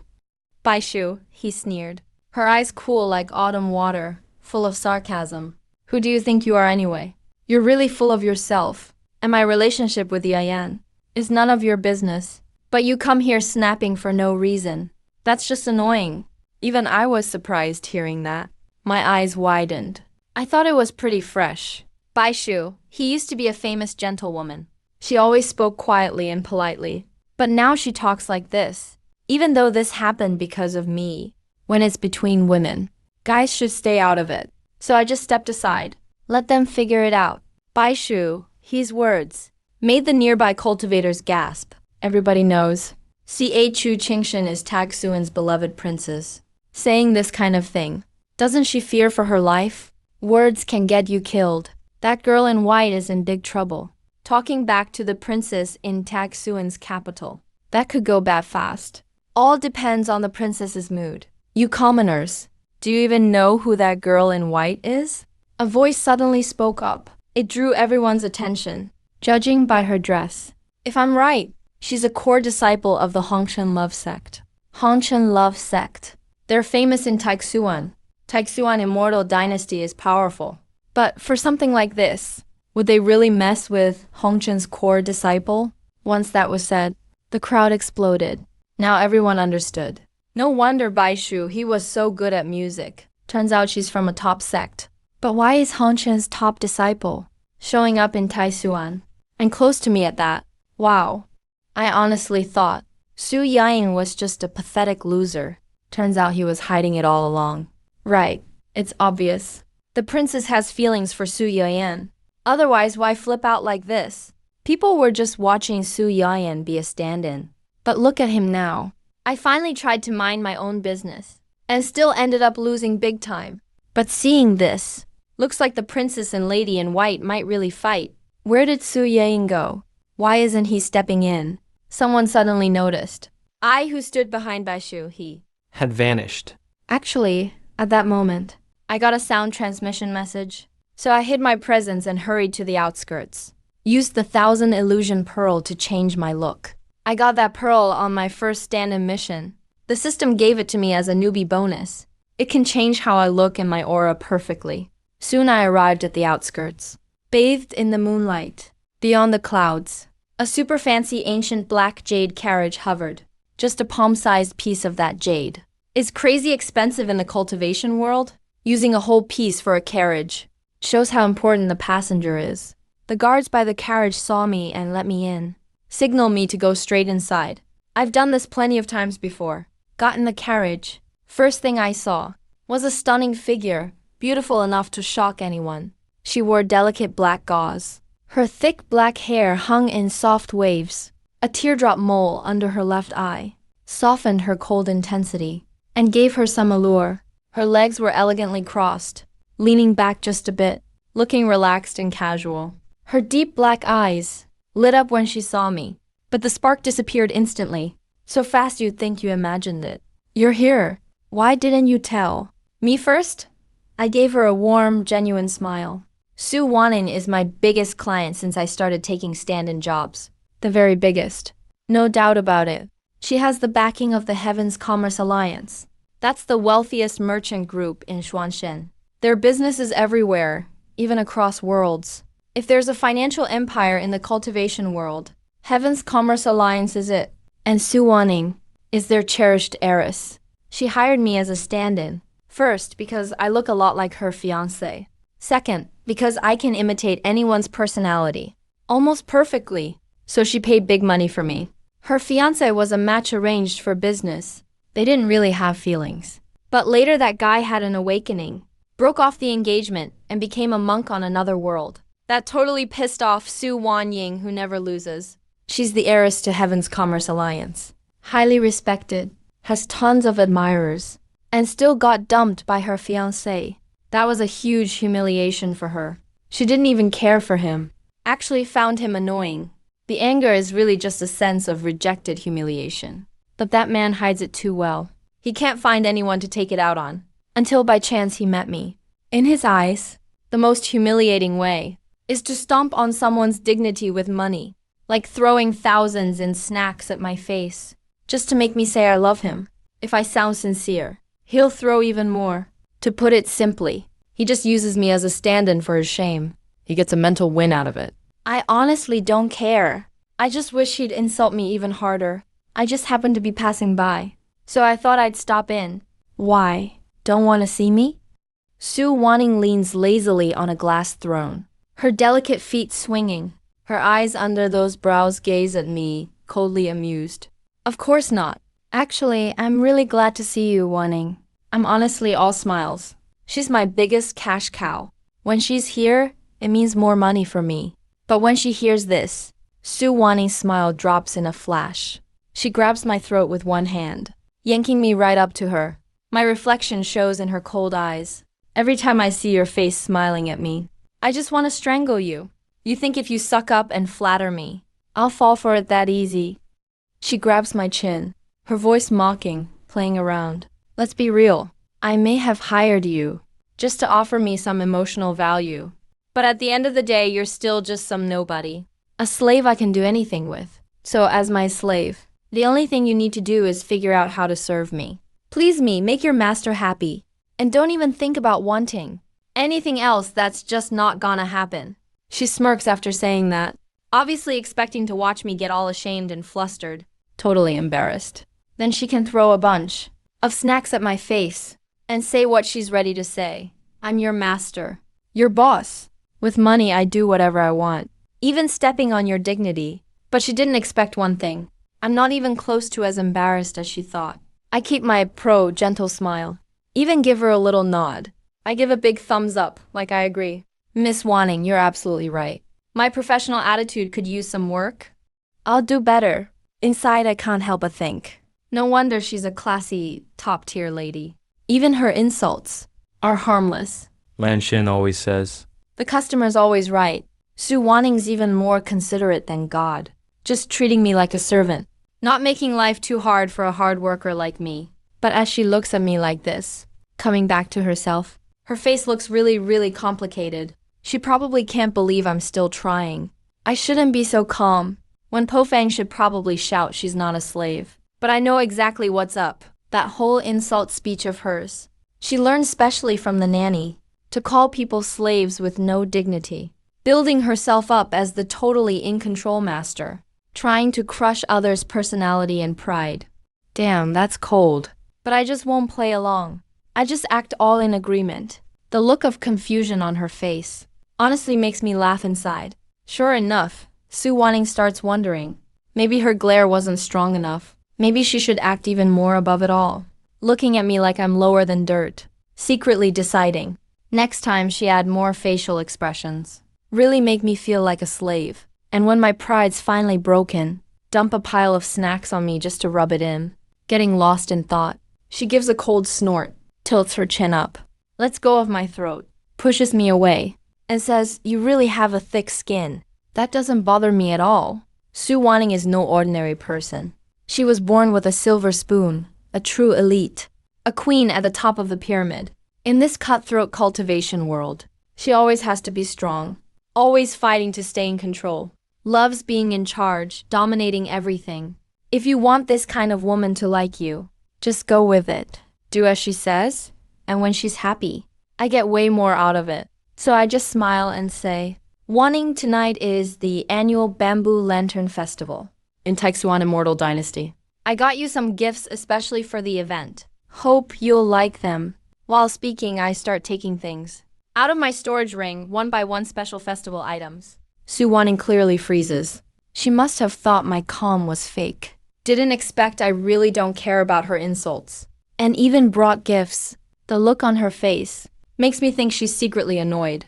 But she quickly pushes the feeling down. After all, in her mind, I'm just a snack-bought slave. No reason for a master to feel bad for a slave. Whatever she thinks inside. I start handing out gifts, introducing them. This is a chasing moon lantern. Legend says if you write your wish on the lantern, during the festival, your wish will come true. And this is a snack I made, back in my hometown. We call it mooncake. You can fill it with all kinds of stuff. Where I grew up, there's a festival called the Mid-Autumn Festival during a full moon, where we admire the moonlight and eat mooncakes. All these mooncakes are made just how you like them. Try some. I bring a tiny piece to her mouth, hand ready underneath, so crumbs don't fall on her clothes. Looking at her up close, she's stunning, a dream beauty. Truly gorgeous. Su Wanning looks at me, face full of defeat. She wanted to see the pain and regret of being humiliated, not this gentle smile. But her body tells the truth, her lips parting on instinct. Taking a bite tastes pretty good, right? I ask with a smile. She gives a little snort and mumbles, "Not bad cooking. Almost as good as my royal chef." She's oddly stubborn, but funny. So I go on, "What flavors do you like? Next time I'll make you something else. Oh, and I wrote you a poem. Do you want to read it?" She pretends not to hear, clears her throat, dodges the topic, and suddenly changes the subject. "You must have spent a lot. Buying these things and making mooncakes. Cost you snacks and effort. I'm not going to eat and take for free. Here's 100,000 in snacks, as a thank you." Just as she finishes, a storage ring lands in my hand. My eyes light up immediately. This bet totally paid off. I saw this coming. Su Wanning is strong-willed. She never likes taking advantage. When I give her gifts, she'd probably just return the favor with snacks. Honestly, all this stuff plus the mooncakes just cost me a few dozen at most. But the snacks she gives are worth 1,000 times more. Huge win for me. I should come more often. This beats doing business for profit. Out loud, I said, "Wanning, you don't have to be so polite to me. Everything I do is just so you can be happy. If you're happy and satisfied, that's the best reward for me. Why act so polite with me?" But meanwhile, I quickly slipped the storage ring into my pocket. Total case of saying one thing and meaning another. As expected, my words flustered Su Wanning. Her pale cheeks blushed slightly, just for a second, but I caught it perfectly. I was honestly shocked. She always seems strong and assertive. Su Wanning likes being in control. But she's this pure and innocent. Just a few sweet words and she's blushing. Su Wanning obviously picked up on my gaze. She looked a bit embarrassed. She was probably kicking herself inside. Got caught off guard by me again. She quickly regained her composure, trying to act calm, even forcing a small smile. As the saying goes, you return favors with favors. You gave me a gift, so of course I should give you one too, she said, pulling out 2 items from her spatial vortex. I just froze on the spot when I saw them, totally confused. Just now I thought she was so pure, and here she goes doing this. Turns out she pulled out a collar with a chain. What is she up to? I took a closer look. Wow. The chain is actually made from heart jade. Heaven's heart jade is a legendary cultivator treasure. It nurtures the soul and mind and can boost a cultivator's potential. At auctions, it's so rare, it's priceless. And she's using it to make a chained necklace. That is just way too extravagant. When Suwanan saw me stunned, she thought she scared me. A playful smile appeared on her beautiful face, with a unique shine in her dark eyes. I actually found a master craftsman to make it just for you. Come here, I'll help you put it on, she said, swinging the chain, and beckoned me with her finger, clearly treating me like a little pet. I couldn't help but cringe. When I first met her, she wasn't this bold. But hey, she's currently my biggest client, and gave me status perks. Plus, if I sell that heart jade necklace, it'll fetch a great price. So I quickly hid my feelings. Endure it for the spirit stones. What's a little humiliation? Meanwhile, in the Taijuan Immortal Dynasty's capital, Si Shu Qingshen is arguing with Uncle Bai. Si Shu Qingshen shouted angrily. I've been with Su Yayan for 2.5 years. My bond with him is way deeper than what you had with your junior. What right do you have to boast in front of me? His jealousy was almost obvious. He probably hated seeing me and Uncle Bai on stage together. Didn't like us appearing side by side, and rubbed it in that I've never played for him. When Baishu heard Chu Qingshen say, he'd been with me 2.5 years, his eyes flickered. He replied coldly, so what? Back then, my junior and I had a bond everyone envied.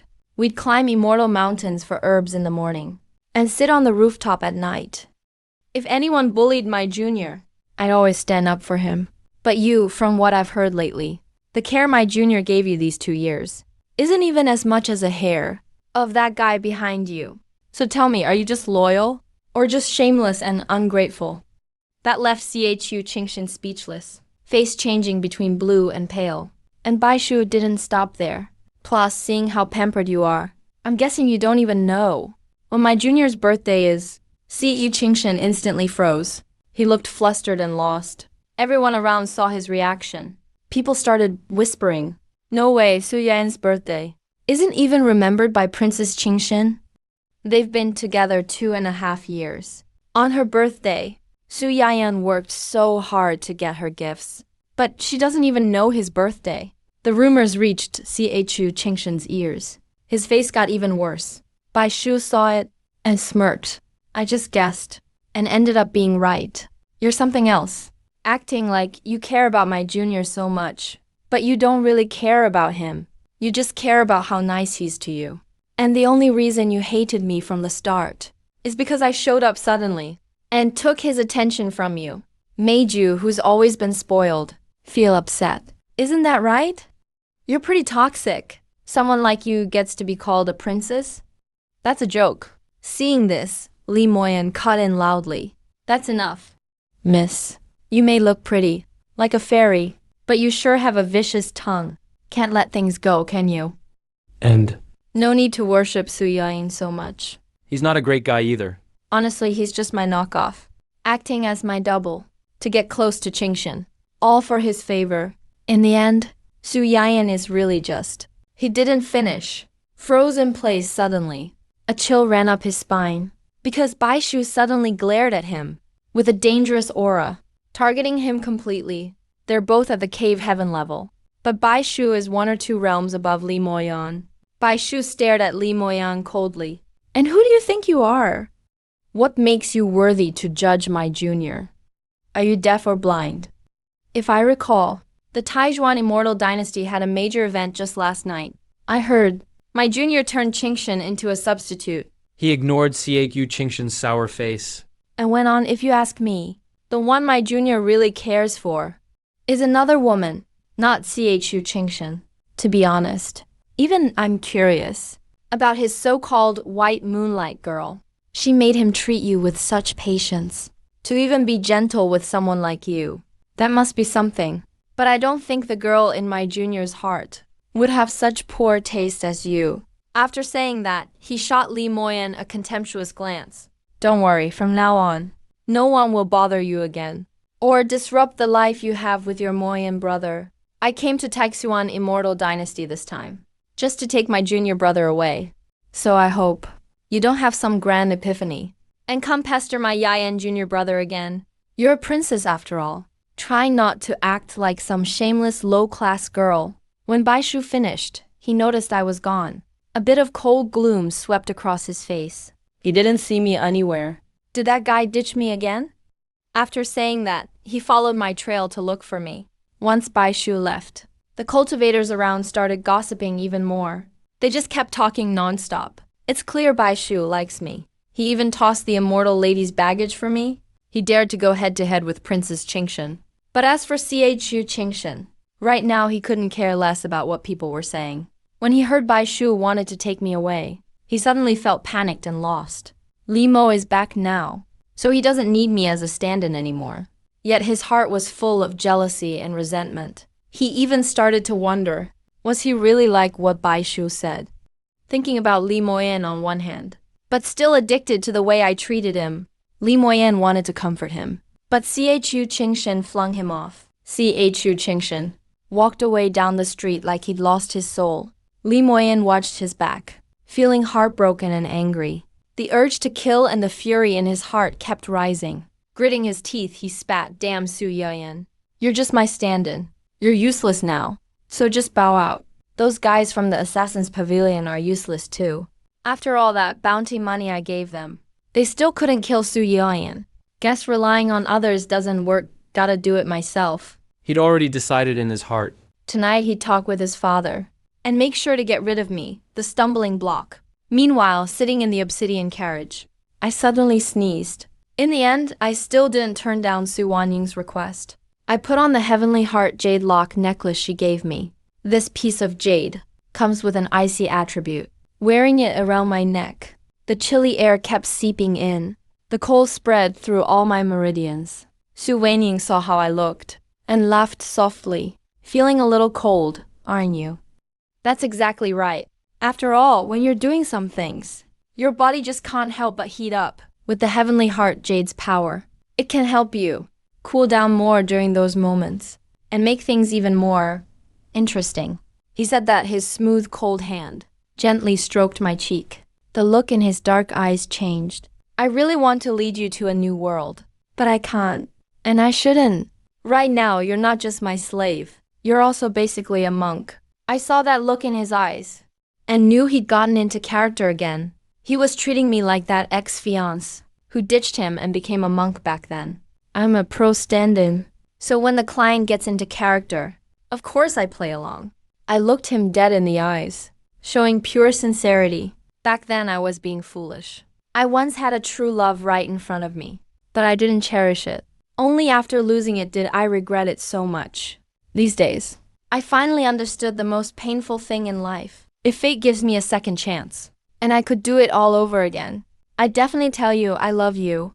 Su Wani's pupils shrank. After locking eyes with me and hearing my "I love you," His heart clearly skipped a beat. a heat crept over him. He wasn't expecting this reaction at all. He came to mess with me, but ended up getting played instead. He tried to act calm, snorted, "Men lie. All liars." He paused, then tried to grab the upper hand again. A mocking light flashed in his eyes. "And you'd better not try those moves on me again, or else I won't mind using my authority as your master to make you finish some special tasks." He said that while touching the necklace on my neck. A sly smile curled at the corner of his mouth. "Like keeping you dressed up like this, and taking you out for a walk or something." When he said that, my face almost gave it away. "Are you kidding, girl? You were raised so well. How do you even get these wild and dangerous ideas?"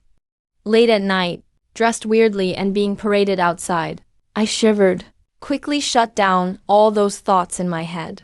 If the cultivators found out that I, the famous demon lord of 1,000 faces, who knows what strange nickname I'd get next. Su Waning saw my instant reaction and smiled confidently. Looks like she felt she'd taken back the upper hand. "All right, I'm just here to check on you today," he said calmly. "I've got something else to take care of, so I've got to go now. I'll come find you when I'm done." He seemed to read my mind And added, "Don't even think about selling that necklace. It's not a gift, just letting you use it. Ownership is still mine, but as your master, every time you see me, you better wear that special gift modestly."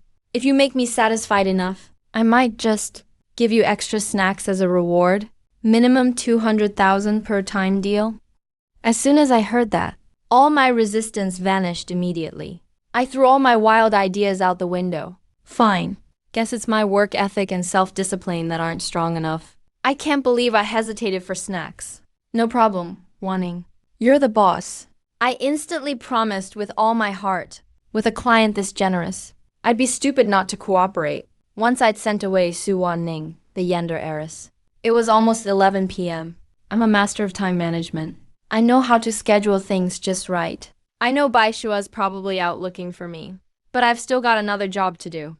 It's not too late to find him after I'm done. I reached into my storage space and pulled out a special voice-transmitting jade. I said, "Good evening, Linger." Soon, on the other end of the jade, a clear, sweet, childish girl's voice came through. "Brother Zemo, good evening."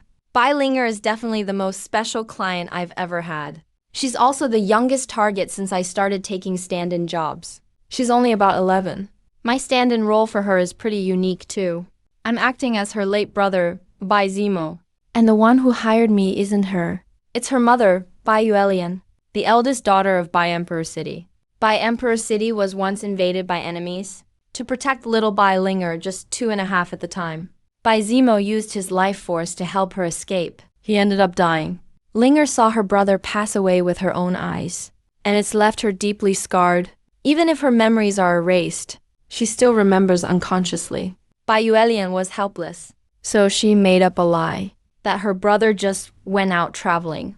Over a year ago, Bai Yuelian heard about me and contacted me. She realized my voice sounded exactly like Bai Zemo, down to every detail.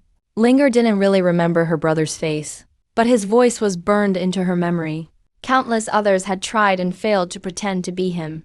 But as soon as I sent my first voice message, she believed I was her real brother. Bai Yuelian was over the moon. She just hired me on the spot to play Bai Zemo and chat with Linger every day. I get a minimum of 500,000 spirit stones per month. If I tell bedtime stories or fun tales at night, it's 50,000 more each time. That's a seriously good deal. The pay is way higher than what some mid-tier elders make in a month. And I don't even need to lift a finger. It's just like online chatting on Blue Star. We can talk in real time, even 1,000 miles apart. Brother Zemo, last year for my birthday, you didn't come back. On the other end of the jade, Linger's soft, hopeful voice came through. For my birthday this year, can you come back and see me, please?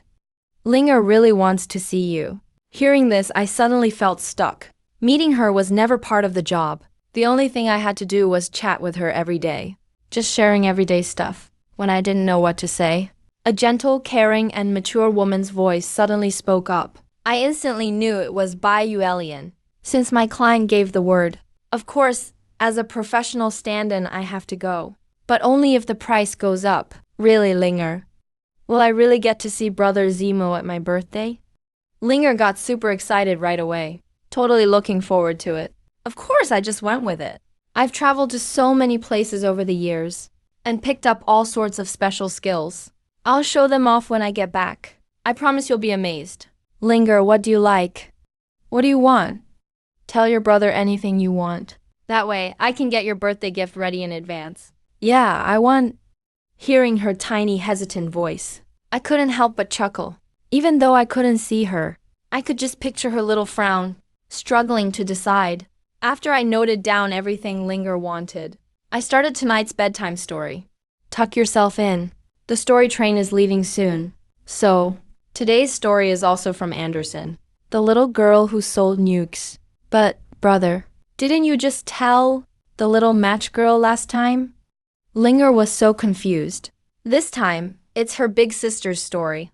Their stories are totally different. I kept a straight face, completely making stuff up. Hey, there are only so many fairy tales. I've run out of stories already these days. I have no choice but to make things up myself. Linger is so pure and clueless. She has no idea what a nuke is. By the end of the story, the little girl who sold nukes, cold and alone, lit a nuclear bomb to stay warm.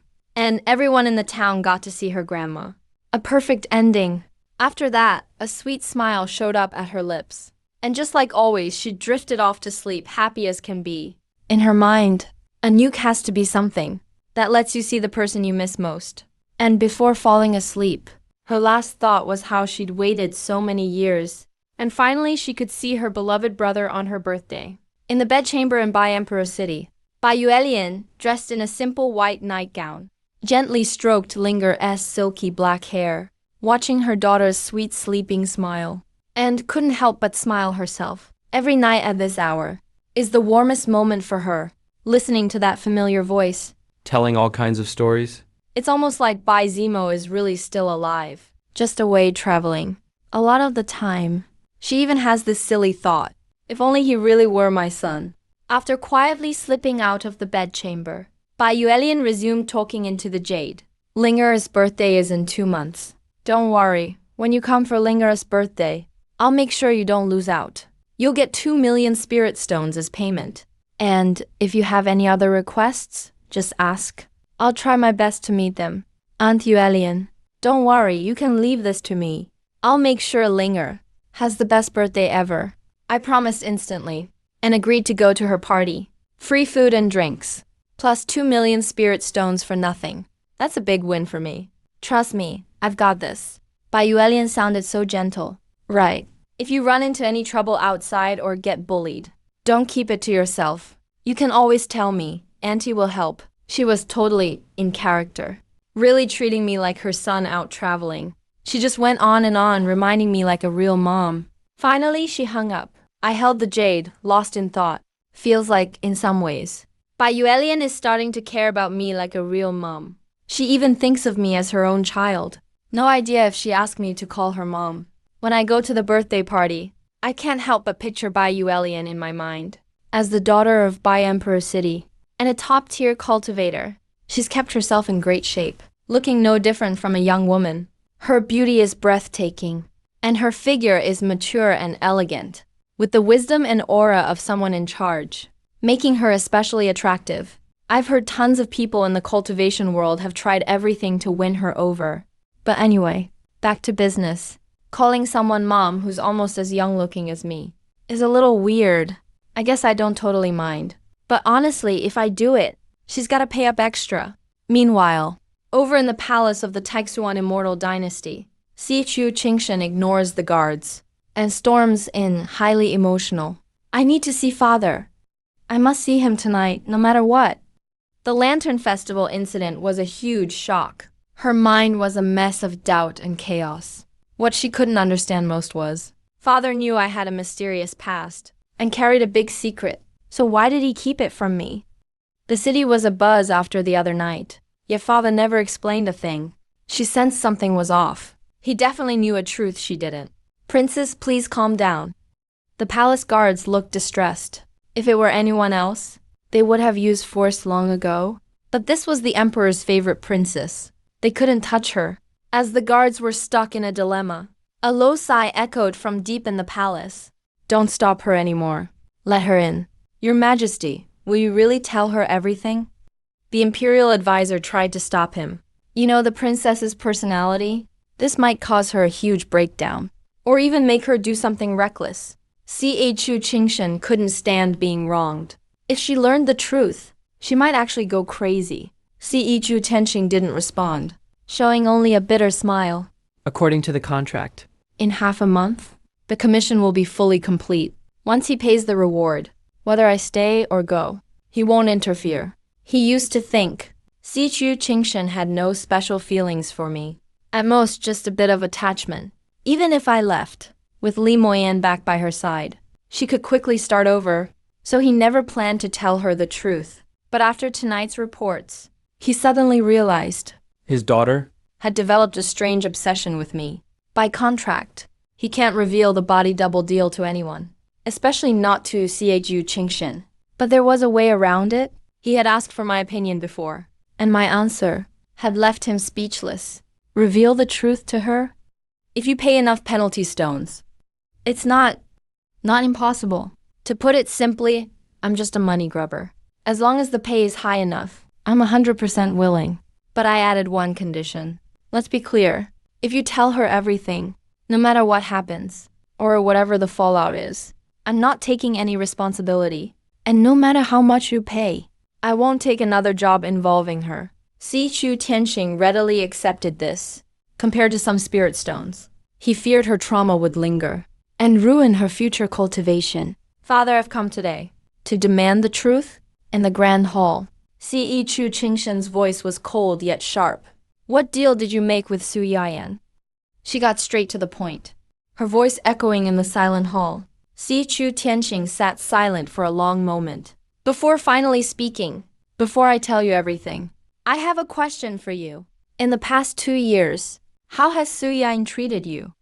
As soon as he said those words, Si Chu Tianxing, who was full of rage, suddenly froze.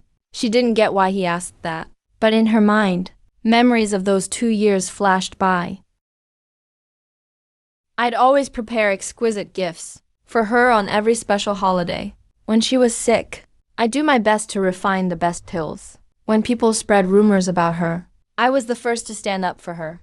Even if she knew she was a substitute, my kindness to her was sincere, without a hint of falsehood.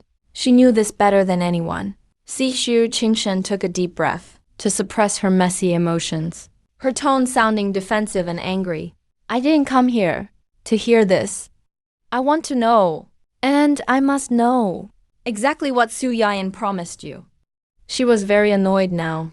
Whenever our past was mentioned, her thoughts would turn into a knot. Si Chu Tianxing shook his head. I'm telling you this, only to remind you, Li Moyan has returned. The knot in your heart is gone.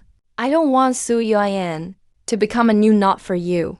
Since you've made your choice, then completely forget the last 2 years spent with Su Yayan. Only then can you truly move on. Si Chu Tianxing bit her lip. She understood perfectly what her father meant. He was saying, since you've got your white moonlight back, stop craving Su's gentleness. It felt like calling her greedy and cheap. She took another deep breath, her eyes filled with determination. I know that in her eyes, the changes in Li Moyan recently were just because they'd been apart too long. They just weren't in sync yet. With more time together, they'd be inseparable like when they were kids. She admits my gentleness moved her. But that heart-fluttering feeling only happens with Li Moyan. To her, I was just a simple comfort. It wasn't the love she wanted. So when Li Moyan returned, she told me to leave without hesitation. That was why. She could give me anything else. But her heart and person? Never. A father and daughter's intuition. Si Chu Tianxing immediately understood her. He said no more, just waved his hand. And a golden decree filled with power floated out on its own, slowly landing in her hands. She caught it instinctively. As she scanned it, she froze on the spot. The contents of that golden decree shocked her more than my letter did. Mission: within 3 years, the taker must help at any cost. Target: resolve her heart's knot, heal from emotional trauma, and prevent inner demon possession. Additional requirements as follows. Client: Si Yu Tianxing of Taixuan Empire. Contractor: Su Yayan, the Demon Lord. Target: Princess Si Yu Qingxin. Reward: 30 million. Top grade spirit stones, divine herbs and grade 9 pills, plus 2 reincarnation tier treasures. In that moment, her world was flipped. The sky felt like it was falling. The words on that golden decree struck her heart like a thunderbolt. She stood there like a lifeless statue.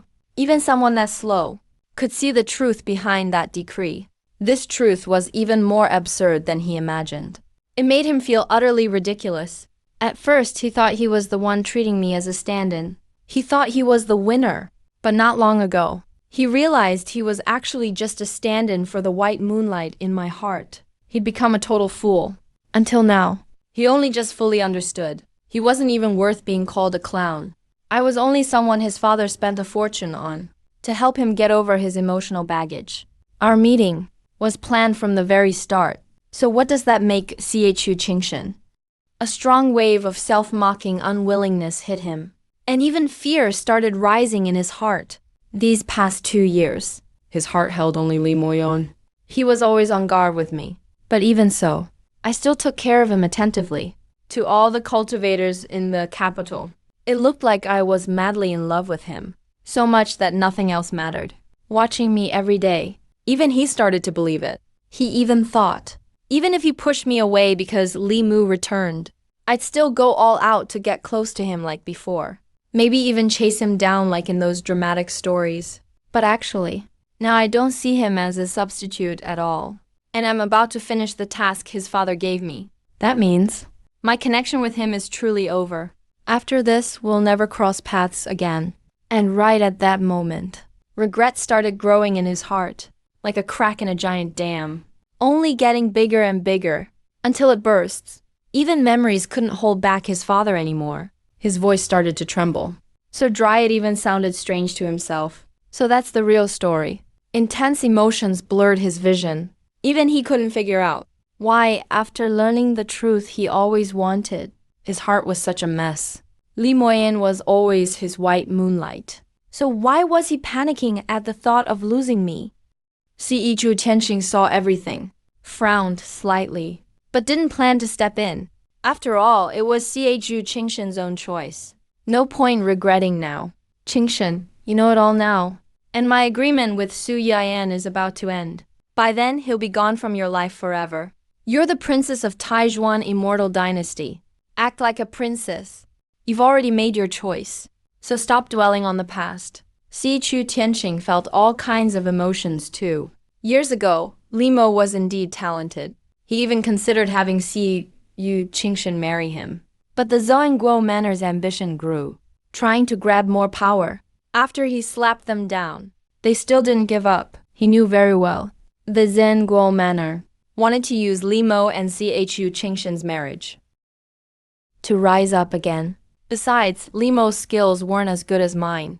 If Sichu Qingshen insisted on marrying Li Mo, he'd weaken the Zhongguo Manor first, then talk about marriage later.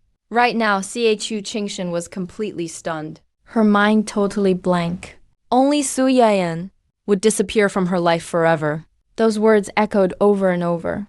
At the same time, Zhongguo Manor was brightly lit under the moonlight. In the grand hall, Zhongguo Manor's leader Li Kangjeng was discussing with the elders. Father, we have to rely on ourselves. Li Moyan spoke up angrily. If the people from the Assassin's Guild can't handle Su Yoyan, then Zhongguo Manor will do it ourselves. I don't believe. Our great manor can't take down Su Yoyan. His idea quickly got the elders' support. After all, whether Li Moyan marries Sichu Qingshen or not means everything to the manor's future. I'm the unstable threat that has to be removed. Father, I have a plan to kill two birds with one stone. Li Mo continued. It'll give the Chancellor's manor a taste of our power. Plus, take out Su Yian. His plan was simple. Use my name to lure out Shangguan Gaiyan. Then use Shangguan Gaiyan's name to call me out. Ambush Shangguan Gaiyan on the way. And frame me with all the clues. That way, they'll have a reason to kill me. And pull the Chancellor's manor into the mess. Even if I survive, the Chancellor's manor will hunt me down for revenge. The plan has a lot of holes. But it's the best for Zhongguo Manor. Once Li Moyan shared his plan, he took his leave. With his father and the advisors around, he knew the plan would get perfected. So he didn't need to worry anymore. Wandering around, Moyan headed back to his own palace. He pushed the door open, and a soft, seductive voice drifted over. Moyan, I've been waiting for you so long. Are we continuing tonight? Looking over, he saw a woman lounging lazily on the redwood phoenix bed. She was Sichu Qingshen's maid, Liu Ryan. She threw herself into Li Moyan's arms, putting on a sweet, childish voice.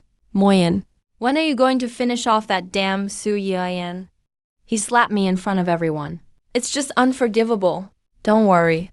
My father and the others already decided to use the manor's power and deal with him. Su Yian will be dead in 2 days. Li Moyan's lips curled up a little as he patted her back. Nobody would guess. Li Moyan and Sichu Qingshen's maid were tangled up. It goes back to when he returned from the mysterious ruins. Sichu Qingshen heard he was back and was overjoyed, sending Liu Ryan to bring tons of rare treasures to the manor. Many could boost his yin and yang energies. After Li Mian absorbed them, his blood surged. And after years in the ruins with no women, plus Liu Ryan's obvious flirting, everything just happened naturally. From then on, Liu Ryan would come to the manor every night, saying it was to check on him. She had her own ambitions, not wanting to be a maid forever, hoping to use Li Moyan to get a lady's title. She even secretly kept evidence of their affair with Liu Yunyu's help. Li Moyan had his own plans too. He doesn't think much of Liu Ryan, but he needs this favorite of Chu Qingshan to help him find out what's happening with Chu Qingshan. Easily win her heart. More importantly, this is also his backup plan. All he wants is to marry Chu Qingshan, not just to use her power to revive their country, but also because, in a mysterious ruin, he saw a bronze immortal airship. Now, that airship is anchored deep in his mind. To activate its power, he needs both his and Chu Qingshan's blood. Back then, the two of them entered the ruins together. He pushed Chu Qingshan away to seize the opportunity for himself. But the ruins still accepted him. Inside the airship is a legendary treasure. He has no intention of sharing with Chu Qingshan. If he gets Liu Ryan, even if Chu Qingshan gets suspicious, Liu Ryan can help him cover things up. Just as the two are tangled up, Li Moyan's formation outside the shop rippled slightly, but it quickly went calm. Li Moyan, always alert, looked up. He sensed nothing unusual. Before he could think more, Liu Ryan hugged him. Feeling her gentle embrace, he didn't give the event much thought. Figured it was just a bug hitting the array. Meanwhile, outside the State Guardian mansion, I hovered above the night sky. Ripples appeared in the space before me. Several strange-looking insect probes shook off their camouflage, revealing themselves. These are shadow star bugs. After I unlocked the Spirit Jiu cultivator identity, I learned to command these Jiu bugs. They specialize in gathering intel. I expected it all along. Li Moyan and the State Guardian mansion would dislike Chu Qingshan and might even try to take me down. So of course I wouldn't wait around to get hit. I sent out shadow star bugs ahead of time to take control of the situation. The first few shadow star bugs images let me clearly see Li Kang and the others' plans. Their setup is seriously shady. A cold smirk crossed my lips. Never thought I was a good guy anyway. If they're coming for blood, then I'll go even harder. Time to be ruthless. But if I expose them now, the State Guardian mansion will just deny everything. A little money and connections, problem solved. May as well turn their own trick against them and make it a huge deal. Let the whole city know. They can't come out of that clean. Let's keep checking the intel. But the last Shadow Star bug's feed totally shocked me. I was stunned. What I saw was basically an X-rated scene. Looking at the bug, clearly waiting for praise, I was speechless. This little guy's way too bold. There's no way I can just show this footage. The Shadow Star bug cocked its head, looking all innocent. It was just following orders to get intel. Still, this bonus find gave me big leverage on Li Moyan and Liu Ryan. Li Moyan may look cool and loyal, but in private he's wild. Liu Ryan knows about Li Moyan and her master, yet still dares to cut in. She really doesn't care about her head. If Chu Qingshan hears about this, what would she think? But for now I'm not telling her. Not out of kindness, but I think disrespecting a princess and trying to kill the prime minister's heir isn't enough yet. I want more dirt. Bring the whole clan down if I can. After getting the info I wanted, I left right away, headed back to my own place. But just as I opened the door, I knew something was off. It's late at night, but the yard is lit up by the moon. Bai Shu-hee in a white dress stands out in the courtyard. Those cool, pale blue eyes were staring right at me. "Where have you been, junior brother?" He spoke, his cool, elegant voice full of questions. "Why did you sneak off for hours without a word? And why do you smell like another woman now?" Those three back-to-back questions left me no time to reply. When the space behind him started to twist, the famed Dao weapon of Hongshan sect, the Azure Xuanyuan zither began to hum. Music echoed through the air. Runes of music shimmered, sealing the space around us completely. This is now his realm of music. "Junior brother, you better think twice before answering me." I was helpless. Back then, I remember, during missions. Baishu, he was never this aggressive, and not this crazy. Now, he seems totally different. He wants to solve everything with force. He used to be my client, and he got along with my senior sister. I didn't want things to get ugly. I just got a sudden job, so I went outside town to see a client. I explained. I was in a rush, so things happened fast. That's why I didn't tell you right away. A client. Baishu, he sensed something off. His phoenix eyes lifted, with a hint of mockery. Are you sure it was a client, and not some secret lover? I froze a little. In a way, things with Su Wanning are complicated. But really, it's still just a client relationship. Of course I wasn't about to mention Su Wanning. As a pro stand-in, you never mention other women in front of a woman. That's how you set yourself on fire. Senior sister, you know the kind of person I am, don't you? I gave her my classic loving gaze. Totally. Sincere. Seriously, just a client. A surprise job kind of thing. Sure enough, Baishu, he fell for it.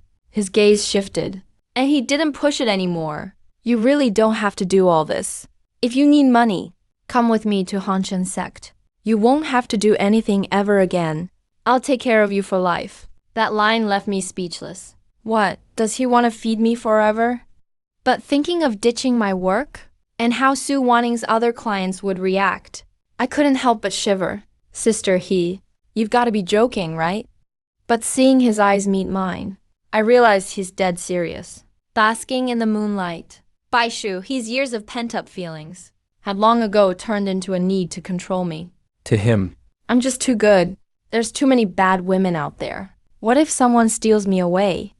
So it's better to keep me close as his own canary. I cleared my throat and spoke seriously. Sister, I'm meant to be a true cultivator, challenging the heavens, fighting my fate, forging an unbreakable doll heart. You can back me up for a while, but not for life. Sister, I'm sure you don't want to see me just stay idle and slowly lose myself, right? Just one look at his eyes, and I know exactly what he's thinking. I'm way too familiar with that look. I've seen it so many times on Blue Star. That's the forced love of a domineering CEO. Locking someone up as a canary is just the warm-up. Let's not even talk about those Yander clients. My goal in life is to save up enough resources, get strong enough, and be truly free and unbeatable.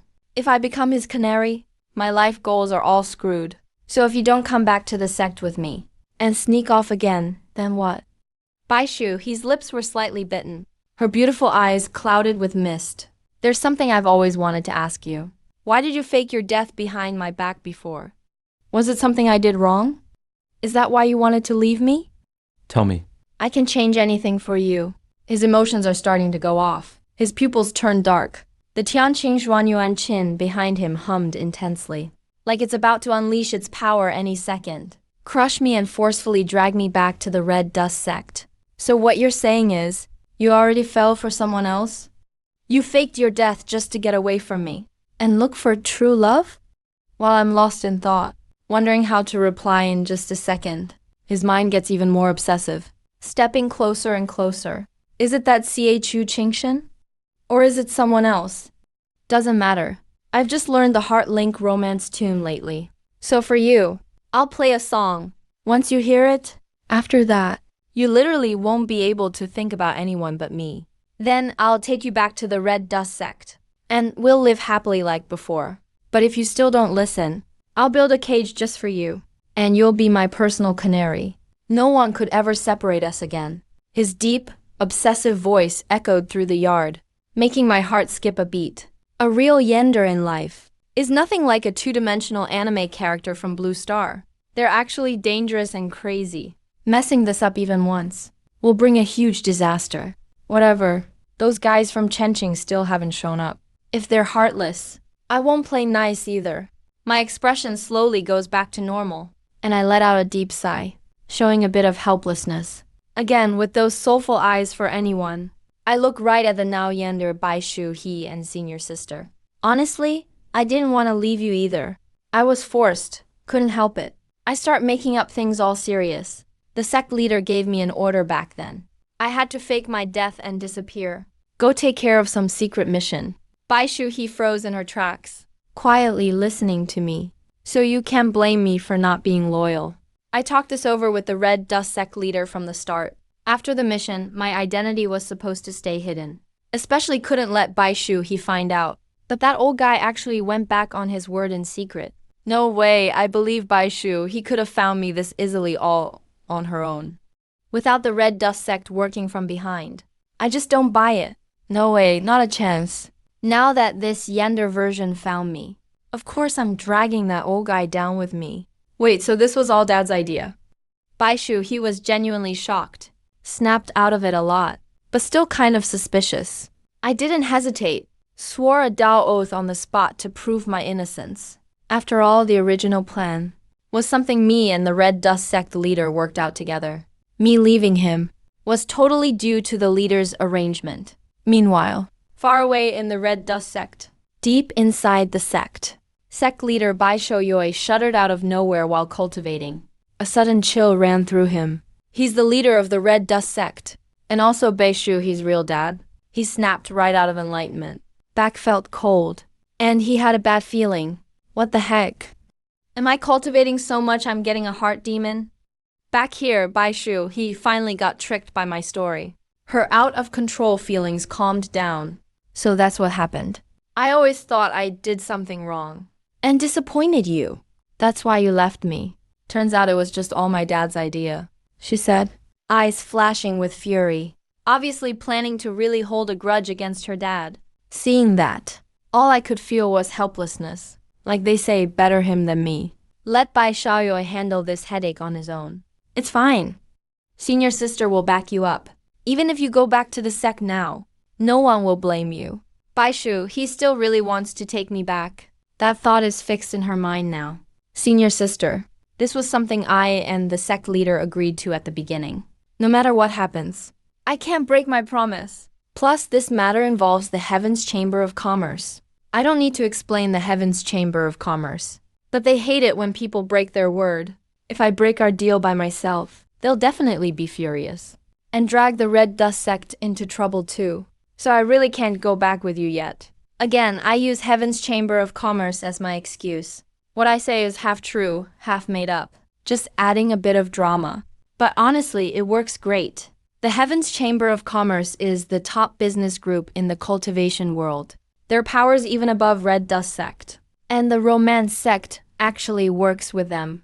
So for my little issue, it's really not wise to start a conflict. Baishu, he stayed quiet for a long time. Then finally said, I know. Just as I was about to breathe easy, she suddenly disappeared on the spot.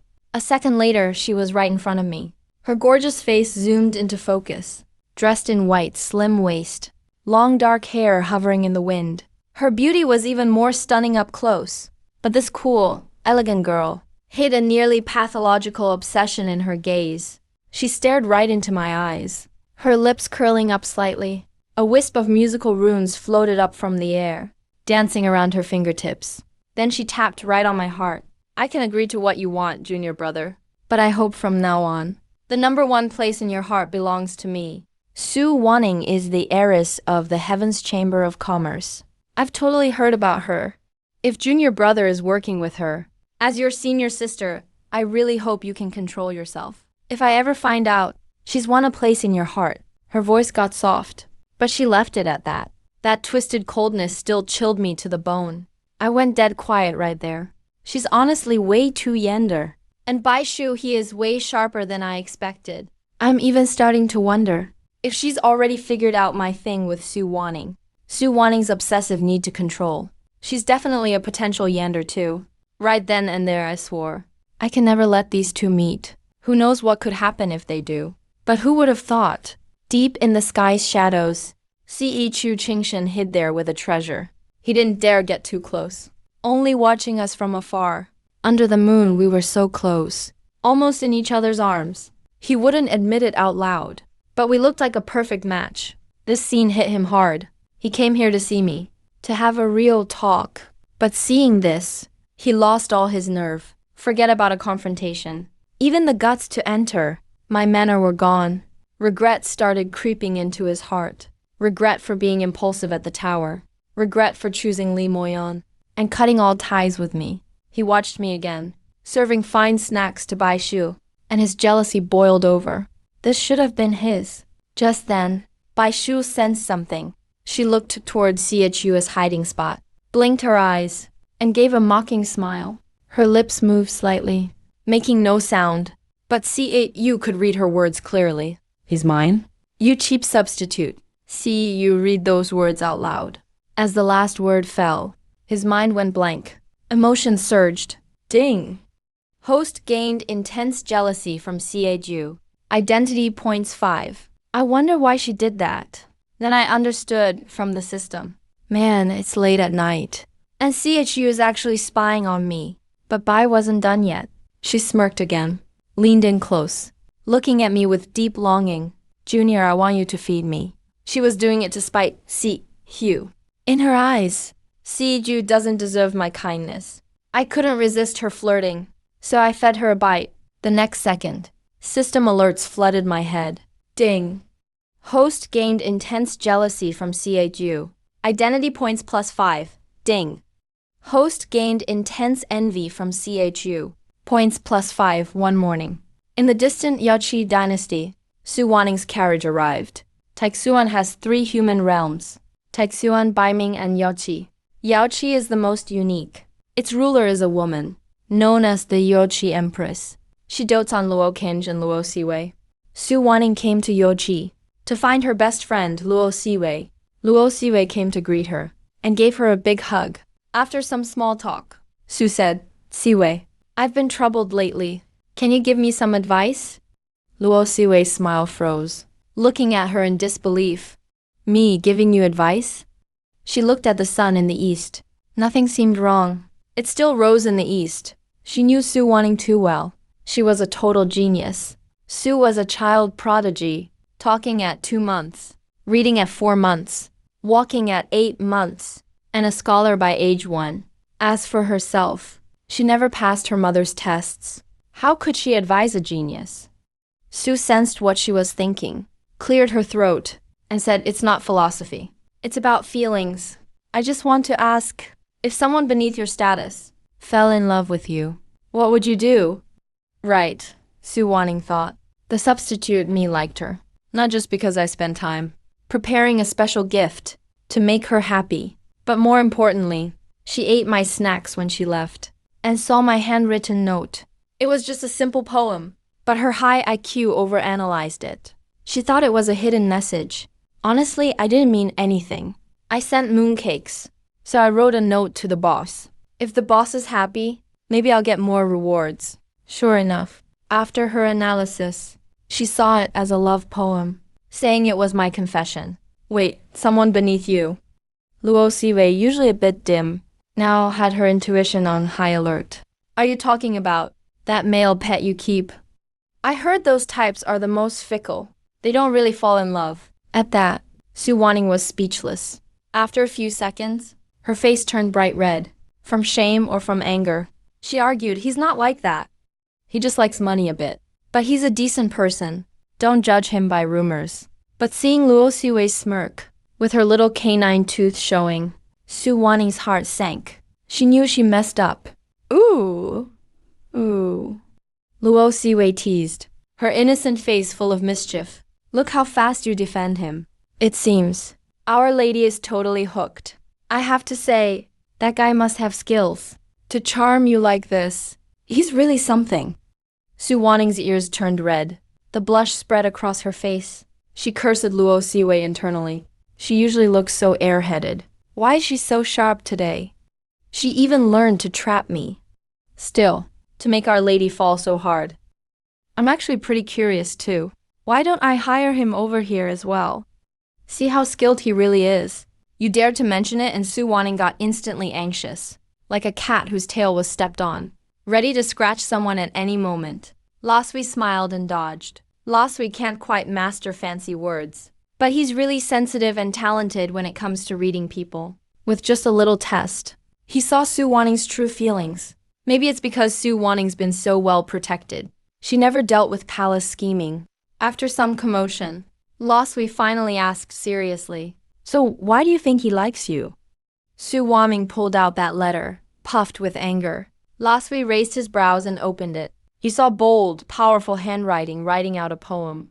At the furnace, dazzling as a flower. No way to stop a heart without bounds. Father sets a date beneath the flowers tonight. Soft threads connect me, with no real home. He can't really understand the poem, but knows whoever wrote it has talent. Definitely gifted. Didn't get it? Su Waning specially prompted him. It's an acrostic poem. On the surface, it's a blessing. But look, take the first character from each line. Read them together. Laswi stood stunned for a moment. Did it? Do not fail you. Even if you know nothing about poetry, these 4 words are obvious. You could disappoint anyone, but I'll never let you down. That's basically a straight-up confession. Whoa, Laswi was instantly shocked. Is that how cultured folks confess? What shocked him even more? These days, even hired help have this level of literacy. Just casually deliver an acrostic poem about togetherness. He, a princess, can't write poetry at all. Laswi got so worked up, his voice went up a notch. The guards all shot glances his way. Su Wanning's pretty face turned bright red. No more stubborn, cold attitude like before. Now she just looked like a love-struck girl. She hurried to cover Laswi's mouth. After a while, they finally calmed down. In the palace garden pavilion, maids brought out fresh fruit and spirit wine. Set up a small feast.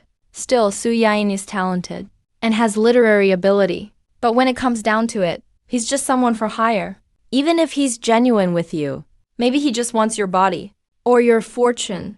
You'd better keep your eyes open. She's not that kind of person. Su Wanning shook her head firmly, speaking clearly. Whether he's after my body or my money, I can spot it in an instant. I guarantee it. After all, she's the heiress of the Chushan Trading Alliance. People chasing her are countless. They're the ones really after her everything. As for me, compared to those guys, I seem to like snacks more. Just thinking about it. Su Wanning's gaze showed pride, and even a touch of jealousy on her face. Tisk tsk, Lasri shook his head. His heiress is totally falling for this. They haven't even known each other for a year, and she's already taking his side. But some things, if he really likes you, that's actually rare and precious. Yet your status compared to his isn't just a bit different. It's like worlds apart. You're the cherished heiress of the Chushan Trading Alliance. Prestigious. Anything you want is handed to you. But him, Laswi spoke bluntly. Su Wanning repeated his character again. I'm very clear. He's not some random guy. Laswi ignored her. Let's say in the worst case, even if I support you too, your father, he absolutely wouldn't approve of your relationship. Since your father is a businessman at heart, Laswi can already picture it. The Chushan Trading Alliance leader, finding out his daughter loves an understudy and going nuts. He even thinks, when Su's dad finds out, he'll probably hand me a bunch of snacks to send me packing. So I stay far away from Su Wanning. Plus he knows Su Wanning's past, her engagement. The fiancé secretly ran off to become a monk, making her furious. Laswi even suspects Su Wanning hired him as an understudy, just to vent and get revenge. Okay. Honestly, there's no rush on this. After all, Wanning is going to spend quite a while staying with him. The future's unpredictable. You can use this time to observe. See if his feelings for you are real. If you have your own thoughts and decisions, stick with them firmly. Just make sure you don't have regrets. Laswi advised. But his eyes couldn't hide the gossip vibe. If anything happens between you two, or you run into love troubles, just come find me and tell me. I'll absolutely use all my skills to help you plot. Basically, I just want to hear juicy stories. Su Wanning rolled her eyes. But she didn't press further. Having more opinions can't hurt. And Su Wanning never once doubted her feelings for him. She thinks it's definitely real. Thinking back over these days, no matter how unreasonable her requests, I always did my best. That shows deep love. Even if he gets mad and insults me, I never complain. That's true devotion. Even giving small gifts are packed with affection in his eyes. Just then, his messaging jade suddenly delivered my message. Wanning, are you coming to the Taixuan Immortal Dynasty again soon? Or if you pick a place, I'll find time to meet you there. Seeing the message, Su Wanning instantly smiled. She replied on the spot. We just met yesterday. How come you already miss me so much you can't live without me? Meanwhile, on my end of the jade, I'm sweating bullets. Baishu still hasn't left yet.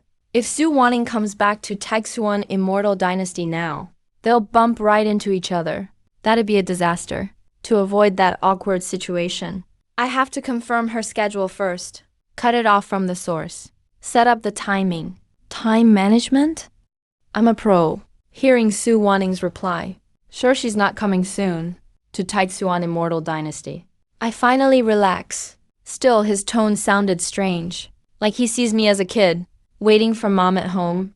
I curled my lip, afraid his motherly instincts will explode, and some weird trait wakes up, playing out a mom and son act with me.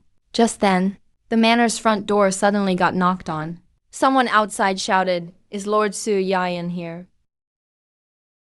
I'm from the Prime Minister's office, sent by Our Lady's orders, inviting you, sir, to the Texuan Mountains for a test and outing. Hearing the shouts outside the manor, I instantly knew what's up. The Duke's revenge has finally arrived. I was planning to wait for the right moment, to expose the dirt on the Zheongguo mansion and Li Moyan. Now they made the first move. It's perfect, lets me fight back. Early this morning, I told Shangguang Gayan.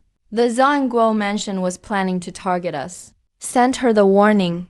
Meanwhile, inside the Prime Minister's mansion, Miss Gayan, the princess decided today to throw a special banquet at Taijuan Mountain. Hoping you can come. Special banquet. Shangguang Gayan looked at Liu Ryan, who brought the message. She raised her eyebrows slightly. Why haven't I heard anything about this before? She mentioned it was a last-minute idea from the princess.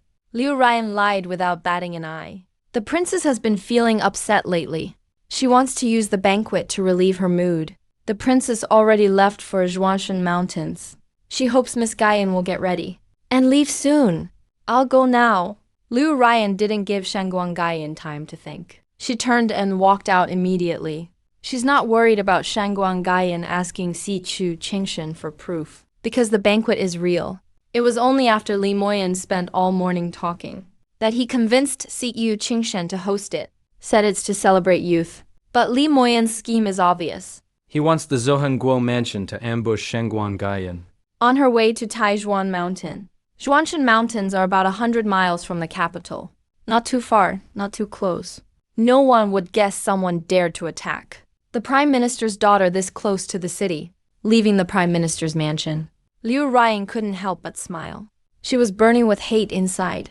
That damn bitch. You made me look stupid in front of everyone last time. Today I'll make you beg me. Got humiliated by Shangguang Gayan outside Fengyue Tower.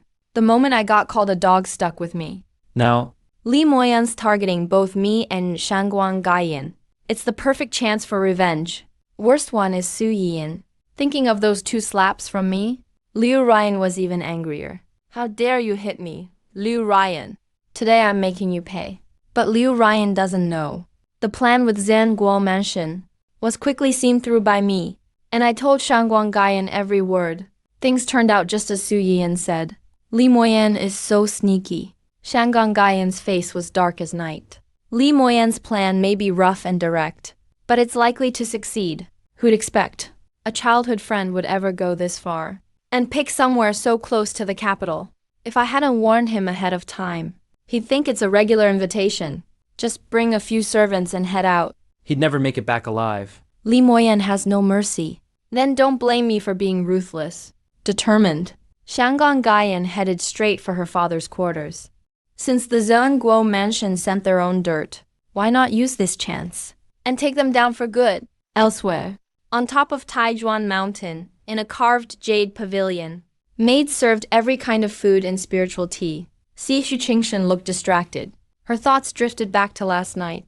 I gently fed peeled spirit fruit, one by one, to Bai Shu. Bai Shu kept getting closer to me.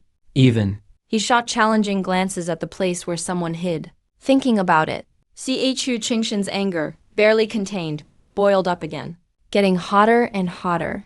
Bai Shu took the spot that should have been his, able to enjoy my gentleness. This really annoyed him, but he still looked forward a little. Based on father's and my fate, I'll leave by the end of the month. Before then, maybe he and I could make up.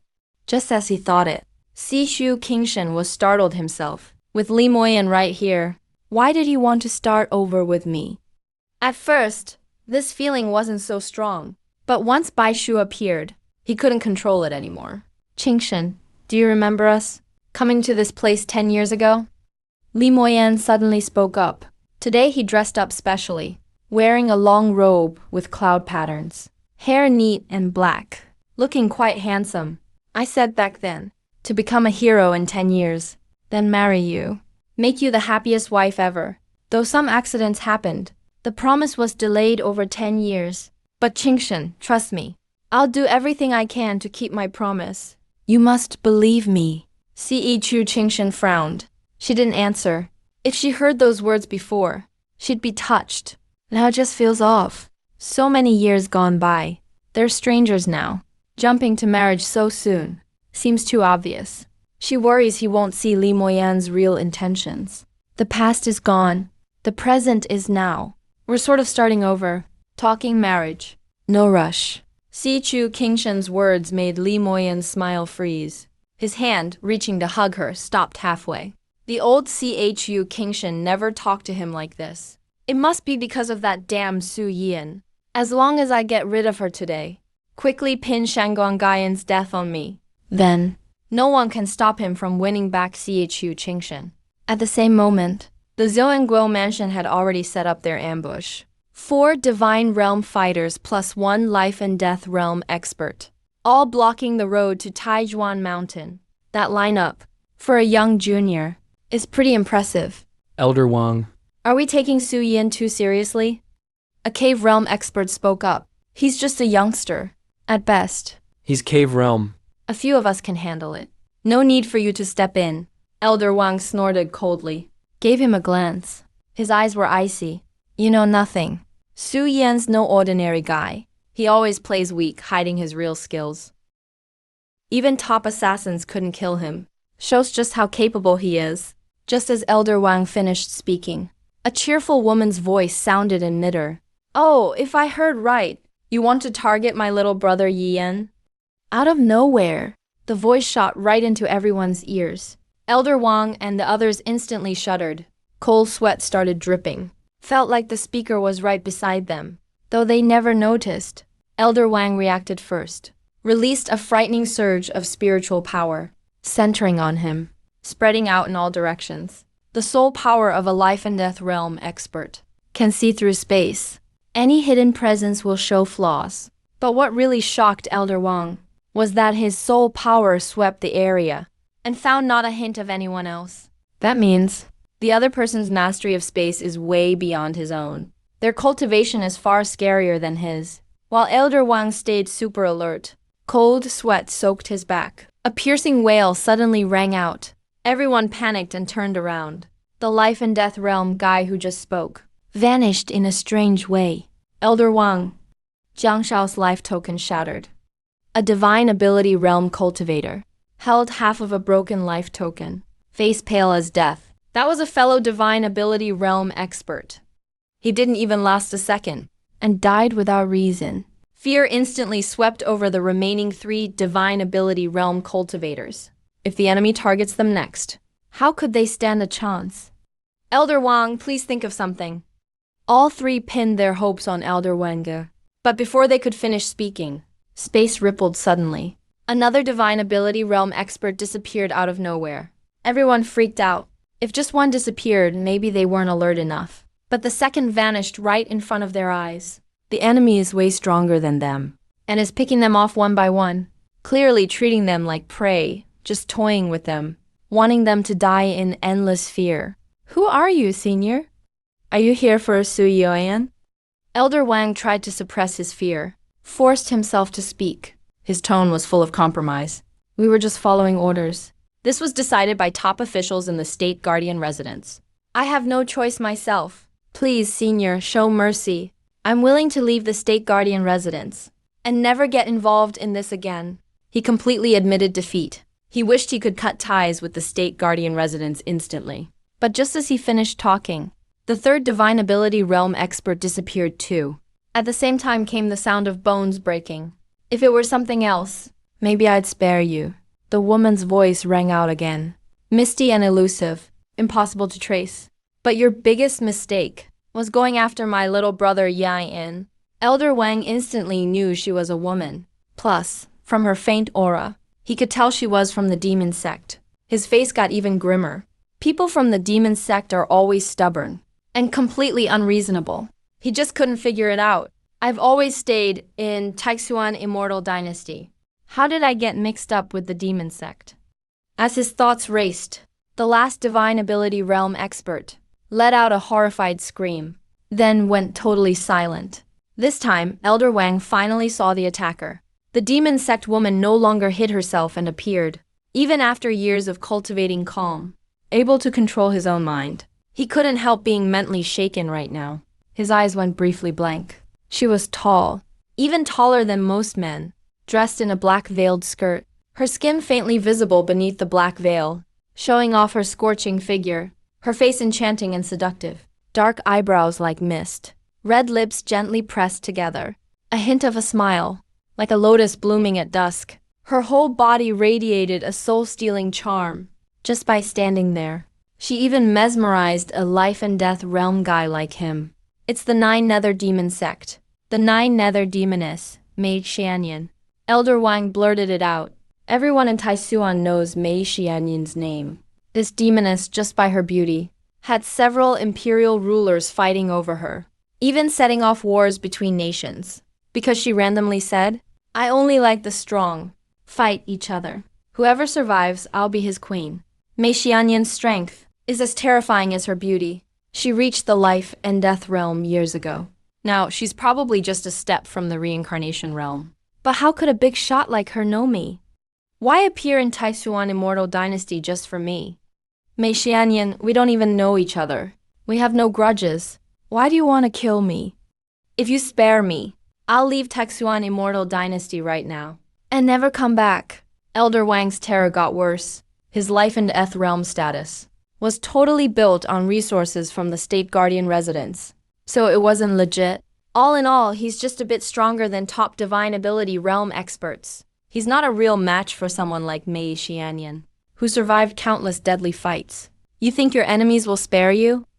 Mei Xianyan raised her eyebrows, playing with something in her fingers. Thick demonic aura poured from her palm. Black flames flared up instantly, turning it to ashes. Ash scattered through her fingers. Her dark purple eyes locked firmly onto. Elder Wang, huh? I'll only give you 3 breaths to count to 3. If you can vanish from my sight, I'll let you go.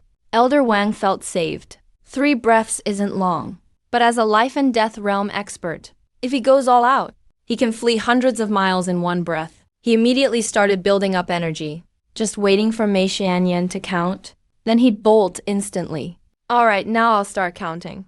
Mei Xianyan smiled, treated him like prey, not as an equal, just something to mess with. 3, Mei Xianyan called out directly. 3, completely ruined Elder Wang's escape plan. Mei Xianyan, you... Elder Wang was shocked and furious. Didn't even finish his sentence. When Mei Xianyan's attack landed, the space around him was instantly sealed off. His body got pulled into a terrifying mind dimension. Layers of pitch-black flames rose all around. This flame doesn't burn at all. It's just icy cold. Just a touch. Feels like my soul's on fire. Too bad you failed to escape in time. Mei Xianyan's playful voice echoed, with a hint of madness. Elder Wang was terrified to find. He was standing on a giant, pale hand. The black rocks around him were formed by the hand. He looked up, right into Mei Xianyan's massive, enchanting face. Inside the palm space, Elder Wang was in shock and despair. This is a power only true kings can control. But Mei Xianyan is only at the life and death level. How could she use this power? You cheated. You broke your promise. Elder Wang screamed hoarsely. You said I had 3 seconds. Yeah, but how I count depends on my mood. Mei Xianyan's voice was soft and sweet. But to Elder Wang, it sounded like death bells. A rumbling sound blasted out. Mei Xianyan's giant palms suddenly closed in. No, you can't kill me. I'm the Grand Elder of the Nation Guard clan. If you kill me, the Nation Guard clan will never let this go. Elder Wang screamed in despair. His voice faded as the hand closed. His soul and body were completely swallowed by black stones. Outside the palm space, Mei Xianyan slowly opened her hand. Only a small bowl of black fire was left in her palm. It faintly held Elder Wang's soul. She snapped her fingers. Layers of black stone wrapped around it. Once the flame was gone, her whole face and aura changed completely. She became the dead Elder Wang. Even her tiniest expressions were exactly the same. She waved her hand again. 4 black flames appeared out of thin air. They turned into 4 other dead masters. Mei Xianyan is also called the Enchantress of Illusions. With her special skills and body, she can easily disguise as anyone. She smirked a little and let out a light laugh, judging from their memories. They came to ambush my dear brother Yian. I haven't seen Yian for ages. Might as well use this chance to mess with him and play a little game. Meanwhile, Shanggong Gayan had just left the capital. He was also attacked by the Nation Guard clan. A life and death stage master leads several others. They went straight for the kill, trying to catch Shanggong Gayan off guard and kill him instantly. But they didn't know. Shanggong Gayan was prepared. Before he left, he arranged for strong men from the Prime Minister's manor to follow him secretly. Boom! The Nation Guard clan's attack slammed hard into a law barrier that appeared out of nowhere. It caused a surge of energy storms. Shanggong Gayan, protected by the barrier, was totally unharmed. Damn, there's a life and death master guarding him. Retreat now. The leader cursed it in his mind. He quickly ordered everyone to fall back. The Nation Guard clan sure is bold. How dare you attack my lady? None of you are getting away today. A clear, strong voice rang out. A second life and death aura exploded. Endless symbols of law filled the air, locking down a huge area. No way for the Nation Guard clan to escape. Damn it, the Prime Minister's side was ready. The Nation Guard clan looked furious. Their plan was blown. Shanggong Gayan not only prepared early, he even knew it was the Nation Guard clan behind it. But only the highest members knew that. How did it leak? Meanwhile, on my end, I headed for the Taixuan Mountains as planned. Already guessed they'd send a top master after me. But honestly, I wasn't scared. These years, I've gotten tons of talents and special bodies using the system. I'm way stronger than others at my level. Fighting above my level is nothing for me. I even used many ID points to boost my stats. Now, I even feel confident wrestling with an ordinary Samsara master, let alone just some life and death expert. While I was on the road, a cold, creepy laugh echoed from the void. Hey, you're pretty gutsy. Showing up here alone. Not afraid I'll kill you? The second that voice sounded, the air around shook with ripples. Several figures stepped out one after another, all glaring at me. I already guessed this would happen.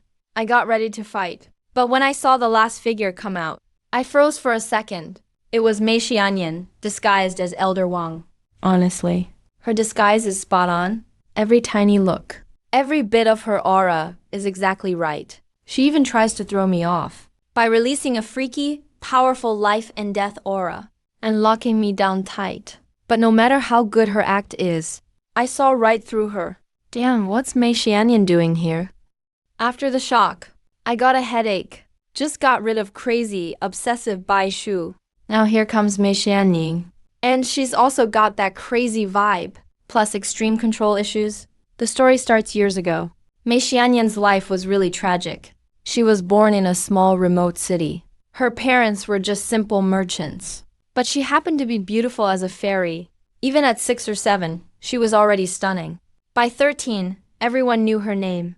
Average family, top-tier looks. She was seen as easy prey.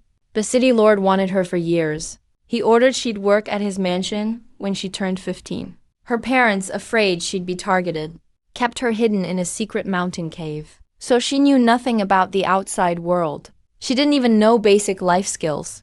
Luckily, those lonely years, her little brother stayed with her. Even as a kid, he helped their parents with chores, gathering herbs in the mountains, farming the fields.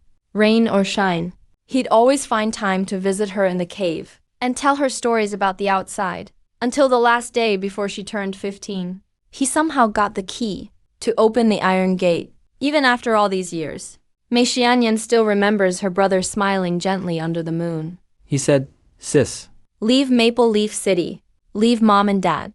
I know you haven't been happy. Sis, you're like a butterfly trapped in a cage. You want the sky, but you're stuck behind bars. Sis, I hope you fly free. Go up as high as you can. And look at all the sky you want." That night changed Wei Xinyan's life. And it's also her biggest regret. If she'd taken her brother with her, maybe they wouldn't have been separated forever. Her brother let her go, but suffered in her place. After she escaped, the city lord vented his rage on her parents. Then her parents blamed it all on her brother. He was beaten to death, and even left out in the wild. From that day on, Mei Xianyan was never the same. By chance, he joined a powerful demon lord. After finishing his training, the first thing he did was kill his parents. And he slaughtered everyone in the city. His mind has been twisted ever since. And he even changed his original name, becoming the Mei Xianyan we know today. Then, a few years ago, Mei Xianyan found me out of nowhere and hired me to play her younger brother. She even told me about her hidden past. Then, she threatened to give me only 6 months. If I didn't play the part perfectly, she would kill me on the spot. But I'm a professional body double. I studied her past over and over, practicing and rehearsing every detail. I really became the brother she missed. But here's the catch. This crazy demoness was so traumatized that she got lost in the act. She actually thinks I'm her real brother now, and forgot I'm just a substitute. Mei Xianyan didn't know what I was thinking. Seeing me standing there in silence, she thought her disguise had fooled me. She was so pleased her lips curled up. It seems my brother's eyes are failing him lately. He needs a little more discipline. I snapped out of it and let out a long sigh. I wasn't scared at all, just completely helpless. Sister Xianyan, stop messing with me. Why didn't you tell me you were coming? Still deep in her role as Elder Wang, hearing my words, she froze instantly. Disbelief and panic flashed in her eyes, but it vanished in a heartbeat. She let out a cold snort, staying in character as the elder. Kid, you know you're doomed. So you've started talking nonsense. Before she even finished, her energy exploded, and she lunged at me like a dark red streak. She didn't hold back at all. The pressure of the life and death realm made the very air crack and shatter. Anyone else would have been terrified by now, trying to defend with all their might. But I just stood there, totally calm, without moving an inch. Kid, you're asking for death. Killing intent surged in Mei Xianyan's eyes. With one hand, she unleashed a world-ending power, forming a massive ghost claw. It was about to crush me into dust, but just a hair's breadth from my face. It suddenly stopped. Then it cracked all over, dissolving into the wind like sand. At that same moment, her disguise faded away. Her beautiful face was full of rage. She grabbed my collar and pulled me right up to her face. Her dark purple eyes were full of authority, staring straight at me. You idiot! Why didn't you fight back? What if it wasn't really your sister? What if someone was just playing a trick on you? By not fighting back, were you waiting for that imposter to kill you? I was speechless. I'm a professional stand-in. I've played countless roles over the years. Since coming to this cultivation world, my vision has only gotten better. When it comes to seeing through fakes, I have my own methods. How could I not see through her trick? But since she's my client, and she's too deep in the role, viewing me as her real brother, as a professional substitute, I had to stay in character too. I had to say what a brother would say. I shook my head slowly, looking at her with deep affection. I said firmly, that would never happen. I would never mistake my sister. Never. I had to admire my own move. It took control of the situation. And the effect was amazing. Mei Xianyan was touched by my words. Her affection exploded, and her attitude softened. She snorted. You're such a smooth talker. You're currently as weak as a little chick. This is the heavenly demon shield I made. It can block at least 7 hits from life and death realm masters. Even if you can recognize me, you must stay alert with everyone else. Don't trust anyone but your sister. Understood? She asked. Then she shoved the shield into my hands. I struggled to keep from smirking. Don't be fooled by her tough exterior. She's just a big softie. I'll always listen to you, Sister Xianyan. I gave her a bright, sunny smile. But in my head, I was calculating. This shield looks very expensive. If I sell it later, it'll definitely buy a lot of snacks. The morning sun hit me, making me look like I was glowing. Mei Xianyan stared at me, completely dazed. My smile was exactly like the one her brother had. Identical. He smiled just like that in the cave back then. That smile warmed her very soul. In that moment, our figures overlapped in her mind. She saw me more as her real brother than ever. I want him to keep smiling like that, forever. I'll keep him by my side, watching him every day, making sure he belongs only to me. Asterisk ding asterisk. Mei Xianyan has developed strong possessiveness. Identity points +7. Hearing the system's report, my heart skipped a beat. Is this crazy demoness sick or something? I'm playing her brother right now. A sister having these thoughts about her brother? Well, she is a famous demoness. Her thinking is certainly advanced. What is true? Is that so? Her lips curled into a smile. Suddenly, the world blurred. Space seemed to collapse and shrink. Her face was suddenly right in front of mine. Before I could react, she gently pinched my cheek. But from what I've heard, my dear brother, you've been very close with several women lately. It seems just last night, you were with a mysterious lady in white, spending the night together. You trust other women so much that you'd even lower your guard for a whole night. It really makes your sister quite jealous. Asterisk ding asterisk Mei Xianyan is feeling intense jealousy. Identity points 5. And I've heard another little rumor. You were very busy last night, brother. You even snuck out of the city to meet someone. I didn't know until I checked, but it gave me quite a shock. You even know Su Wanning behind my back. Mei Xianyan's eyes curved like crescents. Her voice was still beautiful, but it felt cold as ice. And you stayed in that carriage with her for several whole hours. A few hours is plenty of time to do many things. You are at that age, brother. But if you did something foolish...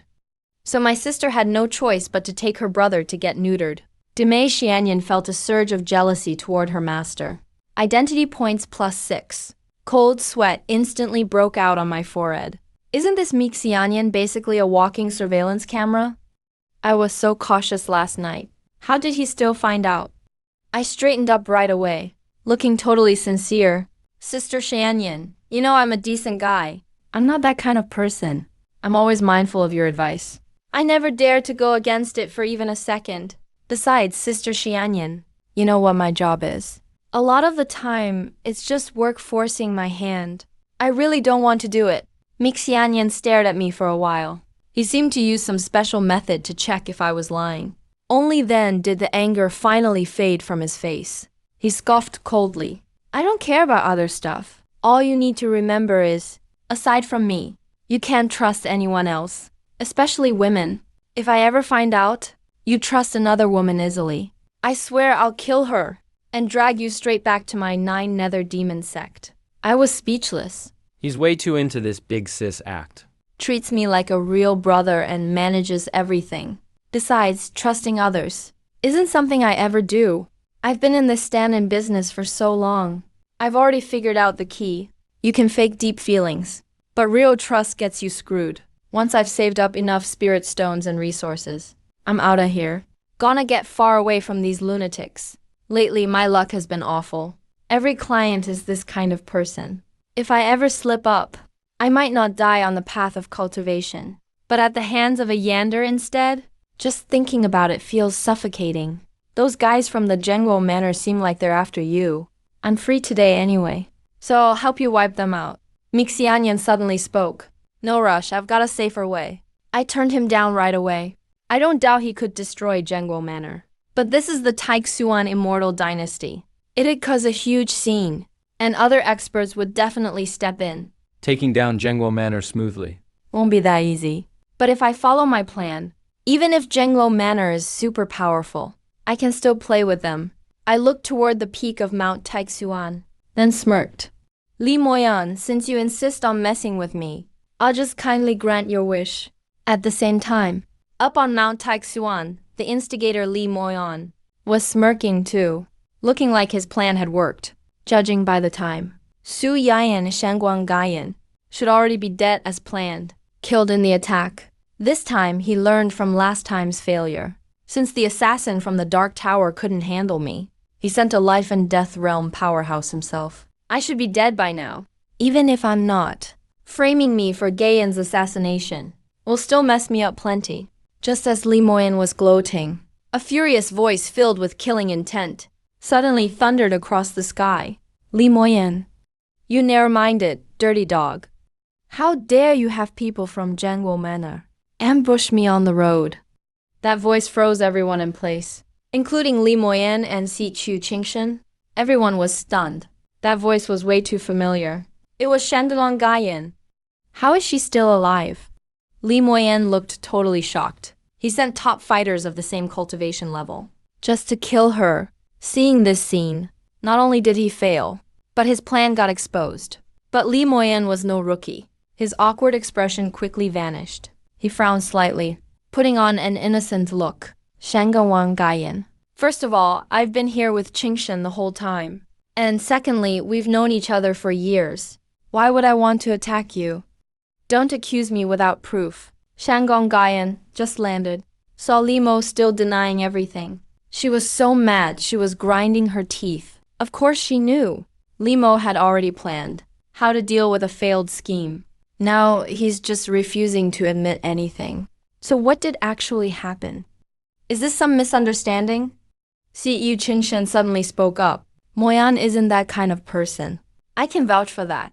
Even though Li Moyan's recent change felt unfamiliar, deep down, she still saw him through rose-colored glasses, just naturally defended him. Li Moyan was secretly pleased. See, there's still a place for him in Qingshen's heart. She still cares. Accuse you out of nowhere? Shangguan Gayan sneered. Then what about these people? How do you explain them? As soon as she finished, the space behind her tore open. Several Prime Minister's experts came out dragging wild-looking, pathetic Jiangwo Manor experts. No matter how well Li Moyan hid his emotions, his heart skipped a beat. He hit rock bottom. A bunch of losers. A life and death expert plus several powerful ones. And they couldn't even handle Shangguan Gayan and ended up as prisoners. Ruined all his plans. What worried him more was that Shangguan Gayan seemed to know his plan all along. Otherwise, she wouldn't confront him right away. You guys are gutsy. How dare you attack my childhood friend? Limo reacted fast. Instantly switched to dramatic mode. Strided forward. And slapped those Jiangwo Manor guys hard across the face. He slapped them so hard half their faces swelled up. Several of his teeth have been knocked out. That slap was like a life or death signal. The strong one spits out dirty blood. His face turns wild and crazy. You from Jiangwo Manor are just a bunch of monsters who eat people alive. We've worked for you for so long, but you treat us like dogs? I was planning to kill that bitch, so the Prime Minister's grudge would fall onto you guys at Jiangwo Manor. I didn't expect that slut to get lucky and dodge this disaster. Shangguan Gayan's face instantly turns utterly awful. Li Moyan really has changed. He's become nasty and scheming. Earlier, the Prime Minister's men tried to force a soul search, but the guy's mind had a special block. If they tried, the soul would just vanish, so no one could prove the death. Now that I look back, these guys must have dirt in Li Moyan's hands. That's why he took all the blame himself. And he has no reason to expose Gayan. This thing was obviously these guys' private action and had nothing to do with Brother Moy. CEO Qingshen spoke up again. But don't worry. As the princess, I won't just let this go. I'll get to the bottom of this. I'll make things right for you. Li Moyan feels even more smug. He already had all of this figured out. Even if the plan flopped and Shangguan Gayan got exposed, there's no proof to pin the crime. And since I haven't shown up yet, he thinks I'm probably dead. Even with some risk this time, he still thinks it was worth it. Honestly. Moyan, you're one hell of an actor. My voice suddenly rings out. Li Moyan's smugness vanishes instantly. That voice is Su Yeyan. Turns out he's not dead. Everyone instantly looks my way. Two streaks of light cut through the sky, heading right here. One is me. The other is a woman in red that no one's seen before. She's incredibly beautiful. Her features are finely shaped. Her hair flows to her waist. Her upper eyelids bright and bold, with golden colors sweeping the corners below. Red and gold together make her look even more enchanting. Who's this woman? CEO Qingshen sees the woman in red, and the anger she'd held back explodes. Well, Su Yayan, yesterday you brought some random woman in white. Now, today, you've got a stunning woman in red with you. Are you just trying to piss me off? Are you serious? Li Moyan is just as angry as CEO Qingshen. Not only am I not dead, I even brought a gorgeous woman in red. He's been chasing after CEO Qingshen while I'm having the time of my life. He ends up looking like a clown. How pathetic. The moment I land, CEO Qingshen storms over angrily. She snaps. Su Yayan, who the hell is this woman? I learned everything from my father, including all the details about what happened. According to the breakup letter, things between you and me are over. You don't need to parade some ridiculous woman in front of me for attention. Stop messing with me like this. C.E. Chu Qingshan is sure of it. Both the woman in white and this one in red are actresses I hired just to mess with his head, trying to make him regret it. After all, in over 2 years, he's never seen beautiful women showing up one after another for me. But what he doesn't get is, I'm a master at time management. I always use my time to the max. This latest stuff just kind of happened. His words left me totally speechless. Back then, Chu Qingshan had issues. But she wasn't this extra, right? Yan, little brother, looks like your client thinks I'm just someone you hired as a stand-in. Wei Xianyan might look different now, but she still can't hide her beauty, she says with a smile, her tone full of sarcasm. Has he always been so basic and full of himself? Or is he actually struggling mentally? Seems to be getting worse lately, and still hasn't gotten any help. All his moves and words are challenging. She gives Chu Qingshan a mocking look, then grabs my arm and leans super close to me. Su Yayan is the one I love. I am Yayan. Going forward. Of course I act like this. Makes sense, right? Some people with problems just think the worst things. I roll my eyes. Now I'm his little brother, but she wants to date her brother? Now that's wild. First it's her crush, then her future partner. Chu Qingshan is stunned.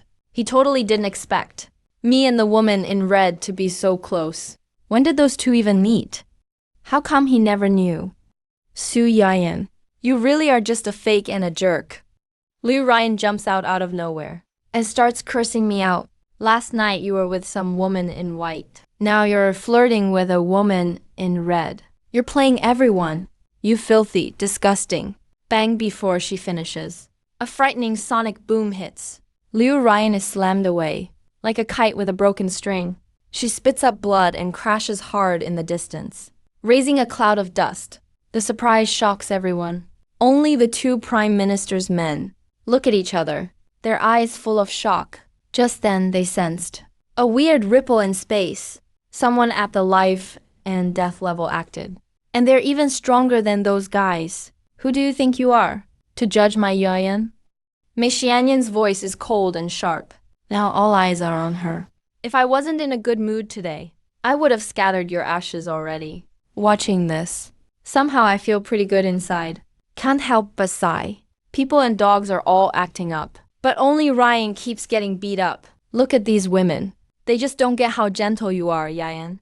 They're all disgusting in their own way. Mei Xianyan looks even more flirty. She moves even closer to me. Says, I'm the only one who cares for you, Yayan. Chu Qingshan trembles with anger. Her jealousy bursts forth. She watches as Mei Xianyan hugs me tightly. And she feels so frustrated. She glares at me. Su Yayan, don't forget. The formal breakup isn't final until the end of this month. I know I kicked you to the curb because Brother Moy is back. And that was wrong of me. I admit I messed up there. But that's no excuse for you to bring other women, just to annoy me on purpose. If you don't kick that woman in red out now, that 35 million spirit stones is compensation. I'm not giving it to you. Chu Qingshan practically yelled in rage. Everyone, even Li Moyan, was stunned. They'd never seen Chu Qingshan like this. She's a princess of an immortal dynasty after all. She's always been classy. She can usually keep her cool. For her to lose control like this now just means that, in his heart, I've really made an impact. Everything I say or do can't make him freak out anymore. The space around us stayed silent for a while. Then Chu Qingshan suddenly snapped back. He realized he had just overreacted. Like a woman totally losing her mind, he instinctively looked up at me, wanting to see my reaction. But on my face, he saw no sign of panic, guilt, or confusion. Just that same calm, steady look. Whatever, up to you. As long as you're happy. Sure, 35 million spirit stones is a lot, but giving it or not is really his call. If he doesn't want to, I can't force it either. I've been doing this substitute job for a long time. And when it comes to tips and compensation, I do have my own principles. But when I said what I really thought, Chu Qingshan totally misunderstood it. He thinks he knows me. Gentle but money hungry. We're talking about a full 35 million stones. And yet I just said I don't want it. Maybe it means he's already decided to totally cut me off this time. Little bro Yayan. It's just 35 million spirit stones. If you want it, just tell sis straight up. Why let that nasty woman treat you this way? All of a sudden, Mei Xianyan pulls out a pouch And shoves it into my arms. Her voice is soft enough to melt your bones. There's 60 million stones in here. Take it for now. If that's not enough, just tell me again. Sis can take care of you. Everyone around was completely stunned by this. Shocked, gaping faces everywhere. Damn. Just like that, 60 million stones. That's a mega rich lady for sure. Looks like Su Yayan's really about to be a sugar baby. Isn't this a bit much? I frowned just a little. I mean, I'm a professional substitute with standards. Taking that much at once from a client goes against my principle. Damn. Guess I'll just have to lower my standards a bit more. C.E. Chu Qingshen looked at Mei Xianyan. The two of them pressed close together, totally lost in their own little world. All that calmness he just had lit up again. He shouted furiously, "That's enough, you two. So you both just showed up in front of me, just to rub this in my face? Well, it looks like you caught on. You're smarter than I thought." Honestly. I figured your mind was filled with you-know-what just now. Mei Xianyan's such a rebel. One line and she's got C.H.U. Qingshen seething. He almost coughed up blood. But C.H.U. Qingshen did remind me. I almost forgot what I was here for. I forced myself to calm down and looked at Li Moyan coldly. Li Moyan, I honestly didn't want to start anything with you, but you just had to pick a fight. So now let's settle our score. Li Moyan's eyes narrowed slightly. A bad feeling crept up in his heart. But when he remembered his flawless plan, he quickly acted calm again. He spread his hands, pretending to be innocent. Su Yayan, I'll admit. But I never did anything shady to you. You need proof to accuse someone. You can't just slander me with things out of thin air. He didn't even finish his sentence. I just tossed out a colored jade. A light screen appeared in front of everyone. Li Moyan's smug look froze instantly. His eyes shrank in shock.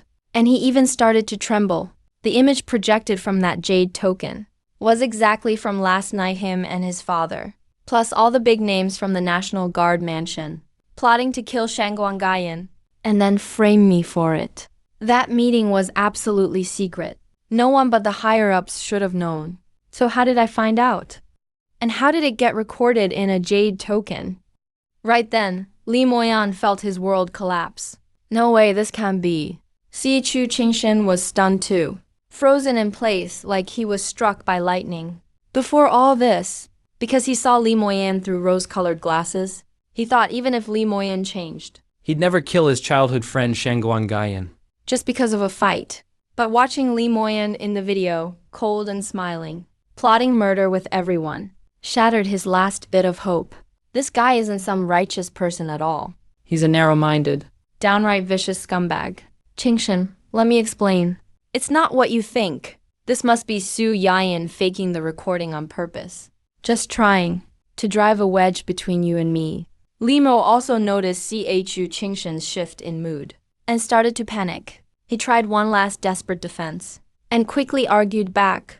C.H.U. Qingshen, since you were kind of my client and out of respect for old times, I think there's something I should tell you. Some things you need to judge for yourself. But what's inside is pretty explosive, so you better think twice before you open it.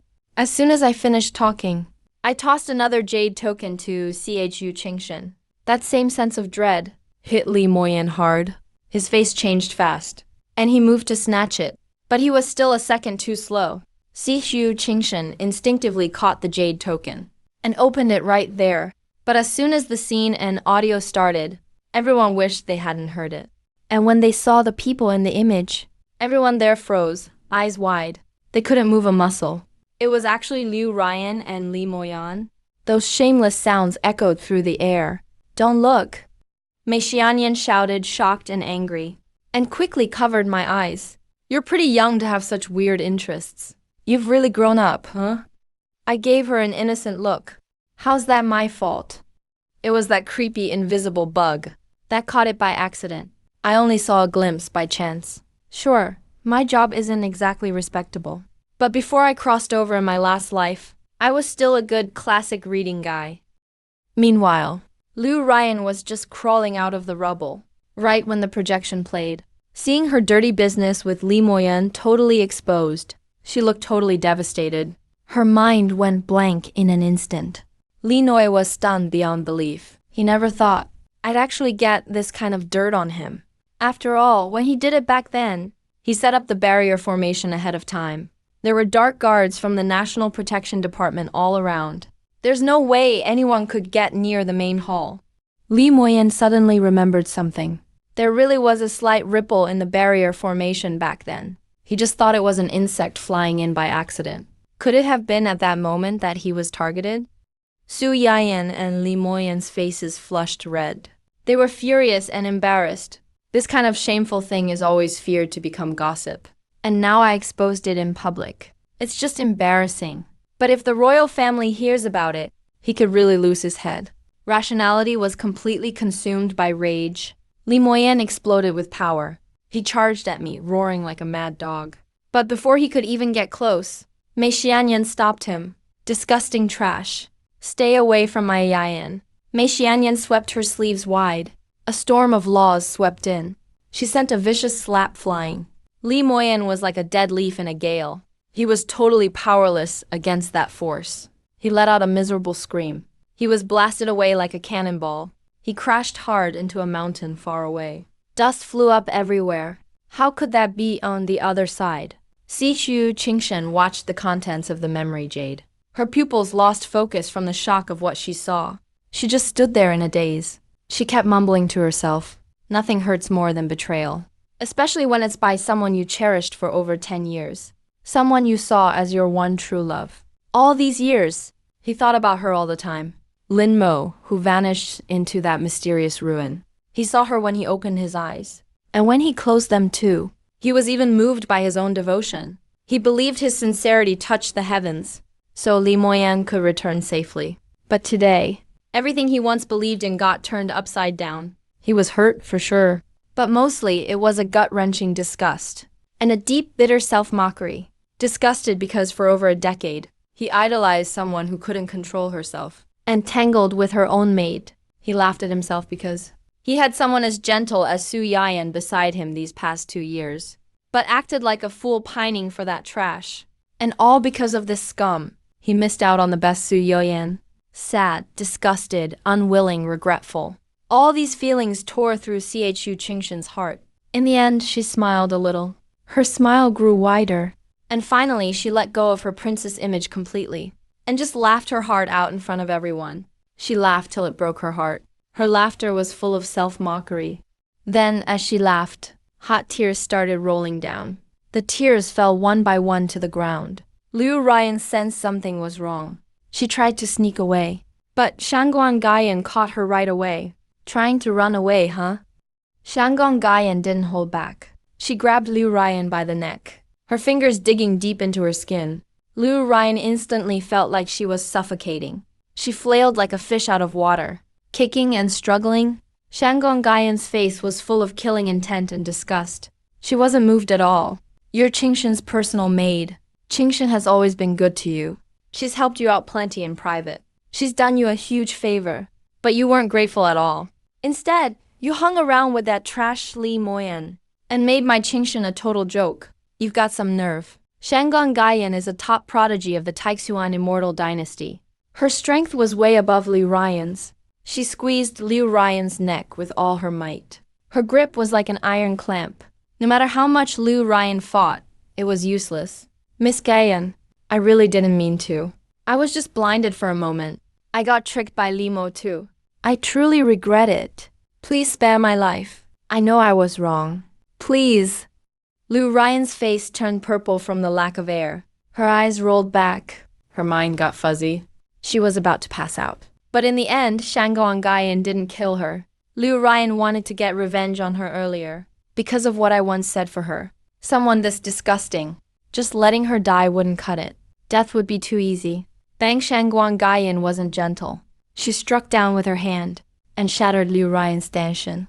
Her cultivation was destroyed completely. From now on, there are plenty of ways for Liu Ryan to live a fate worse than death. She paid for what she did today. And as the instigator of all this, I just watched everything with interest. Gotta admit, Shangang Gayan, as the Prime Minister's daughter, was ruthless and decisive. Liu Ryan's life is basically ruined now. Having an affair with the princess's lover, defying her superiors, causing huge shame upon the Taixuan royal family. That's a stain no one can erase. She suffered for the rest of her life. Endless torment from the royals awaits her. There's something strange about that Li Moyan guy. He must have some mysterious treasure helping him. I just blasted him away.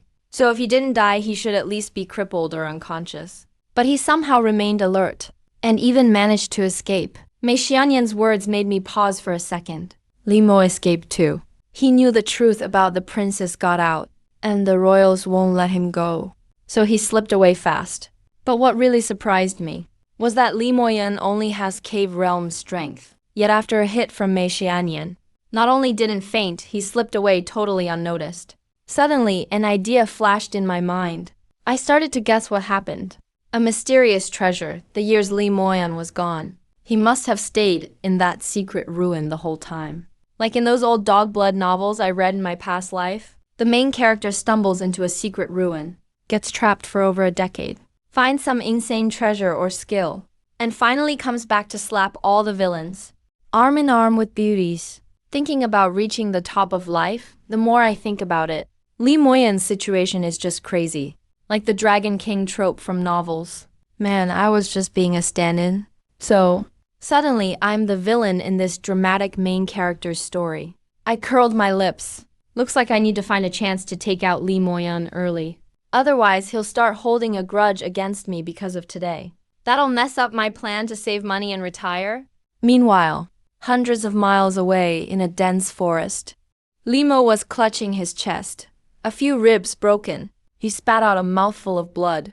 His aura was almost gone. Damn Su Yayan. He's just my stand-in. Just a cheap fake. Ruined my big plan. Forced me into this mess. We can't both live. This is a blood feud. Li Mo's anger and hatred toward me peaked. His original plan was flawless. He could marry Xie Qingshan. Lead the Zhanguo mansion back to glory. Maybe even control the entire Taixuan immortal dynasty. But thanks to me, it's all destroyed. Luckily, his other plan worked. Earlier, he got a drop of essence blood from Xie Qingshan and activated the bronze immortal arc hidden in his mind. Next, as long as he enters the arc, he'll gain the hidden inheritance and opportunities. He can soar to the top, become the strongest in the world. Su Yan, get ready. Wait for me. While full of anger, he sent word to his father and the others. His scandal with Liu Ryan got exposed. He can't stay in Taixuan anymore. He needs to run for it. He's not going back to the Zhenguo mansion either. If his parents and elders escape or not, it's up to their own luck. Father and son are like birds from one tree. When disaster strikes, they each fly away. He slipped away first. Meanwhile, news quickly reached the Taixuan royal family. And Xie Tianxing's ears. Xie Tianxing flew into a rage. Li Moyan. Remembering his and Xian'er's past relationship, I've always looked the other way. But now he's crossed the line. Send my orders. Immediately send the Imperial Guards to Zhenguo Mansion. Suppress everyone there. If anyone resists, kill without mercy. Taixuan's laws are already strict, especially matters of royal reputation. This time the Zhenguo Mansion is doomed. As the royal family began acting, Li Kang was the first to get the news, along with the mansion's top ranks. Everyone was stunned. After pulling themselves together, they lost all respect for Li Kang, the head, and started cursing him out. Look at you, Li Kang. Your son's behavior. He knew he was pursuing Xie Qingshan, but still cheated on her. Are you trying to get us killed faster? Bad luck for the family. Such bad luck. Our mansion was prosperous for years, and it collapsed in the hands of this idiot. Li Kang. Just look at what your son has done. It's probably already reached His Majesty. He might have already given the order? How can we fight the Imperial Guards of Taixuan? Other elders and leaders were stomping anxiously, glaring angrily at Li Kang. But Li Kang didn't care. He packed what he needed and left. Even raised his hand, throwing out a fine jade token engraved with the mansion's name. That's the head's command token. Simple. I'm out of here. So, if you want to be the new head of Zhanguo Mansion, Just go for it. He didn't give them time to react. Li Kang activated his power and vanished. The others were briefly dumbfounded, then started cursing in the direction Li Kang left. But their hands move fast. When the tree falls, the monkeys scatter. Zun Guo mansion completely broke apart. Boom! Just then, thunder rumbled over the mansion. Countless shining inscriptions intertwined, forming a huge spell formation, covering the whole mansion. Only a handful of top ranks escaped early. Everyone else got trapped inside. When the mansion was thrown into chaos by the sudden disaster, everyone panicked, trying to find leaders to restore order. They realized anyone important had vanished without a trace. News quickly spread by someone, sweeping the whole Taixuan dynasty like a storm. The capital was shocked. Just now, Zun Guo mansion totally collapsed, cleansed by the royal family. All because young master Li Moying hooked up with the princess and the personal maid. He cheated on the princess. Once the news came out, countless cultivators and residents in the capital were shaken. Everyone started gossiping. Whoa, I heard Li Moyan just came back from a mysterious relic. Not even a week ago. And already caused such a huge scandal. Life is really unpredictable. Sausage and sausage. Back in our capital, everybody knew. Princess Qingshan missed Li Moy for over 10 years. He was her white moonlight. But who would have thought? The person she waited for finally returned after years, and ended up hooking up with her maid. Even cheated on her. If I were Princess Qingshan, I'd probably question my whole life. But the funniest part isn't that. Someone scoffed. Su Yain is gentle and devoted. C.A. Chu Qingshan didn't appreciate him. Even forced him away. Now her white moonlight is black moonlight. You guys think Princess Qingshan will lose her mind and try to win Su Yain back? Those words got lots of nods. Many cultivators agreed. Everyone said, Chu Qingshan let a gentle, fairy-like man slip away. She definitely regret it. The funny thing is, before all this, everyone was talking about me, saying all my effort these years made me look like a clown. Now that Li Moyan's back, my stand-in fate is tragic, and I'd fade away quietly. But nobody expected. The story kept flipping again and again.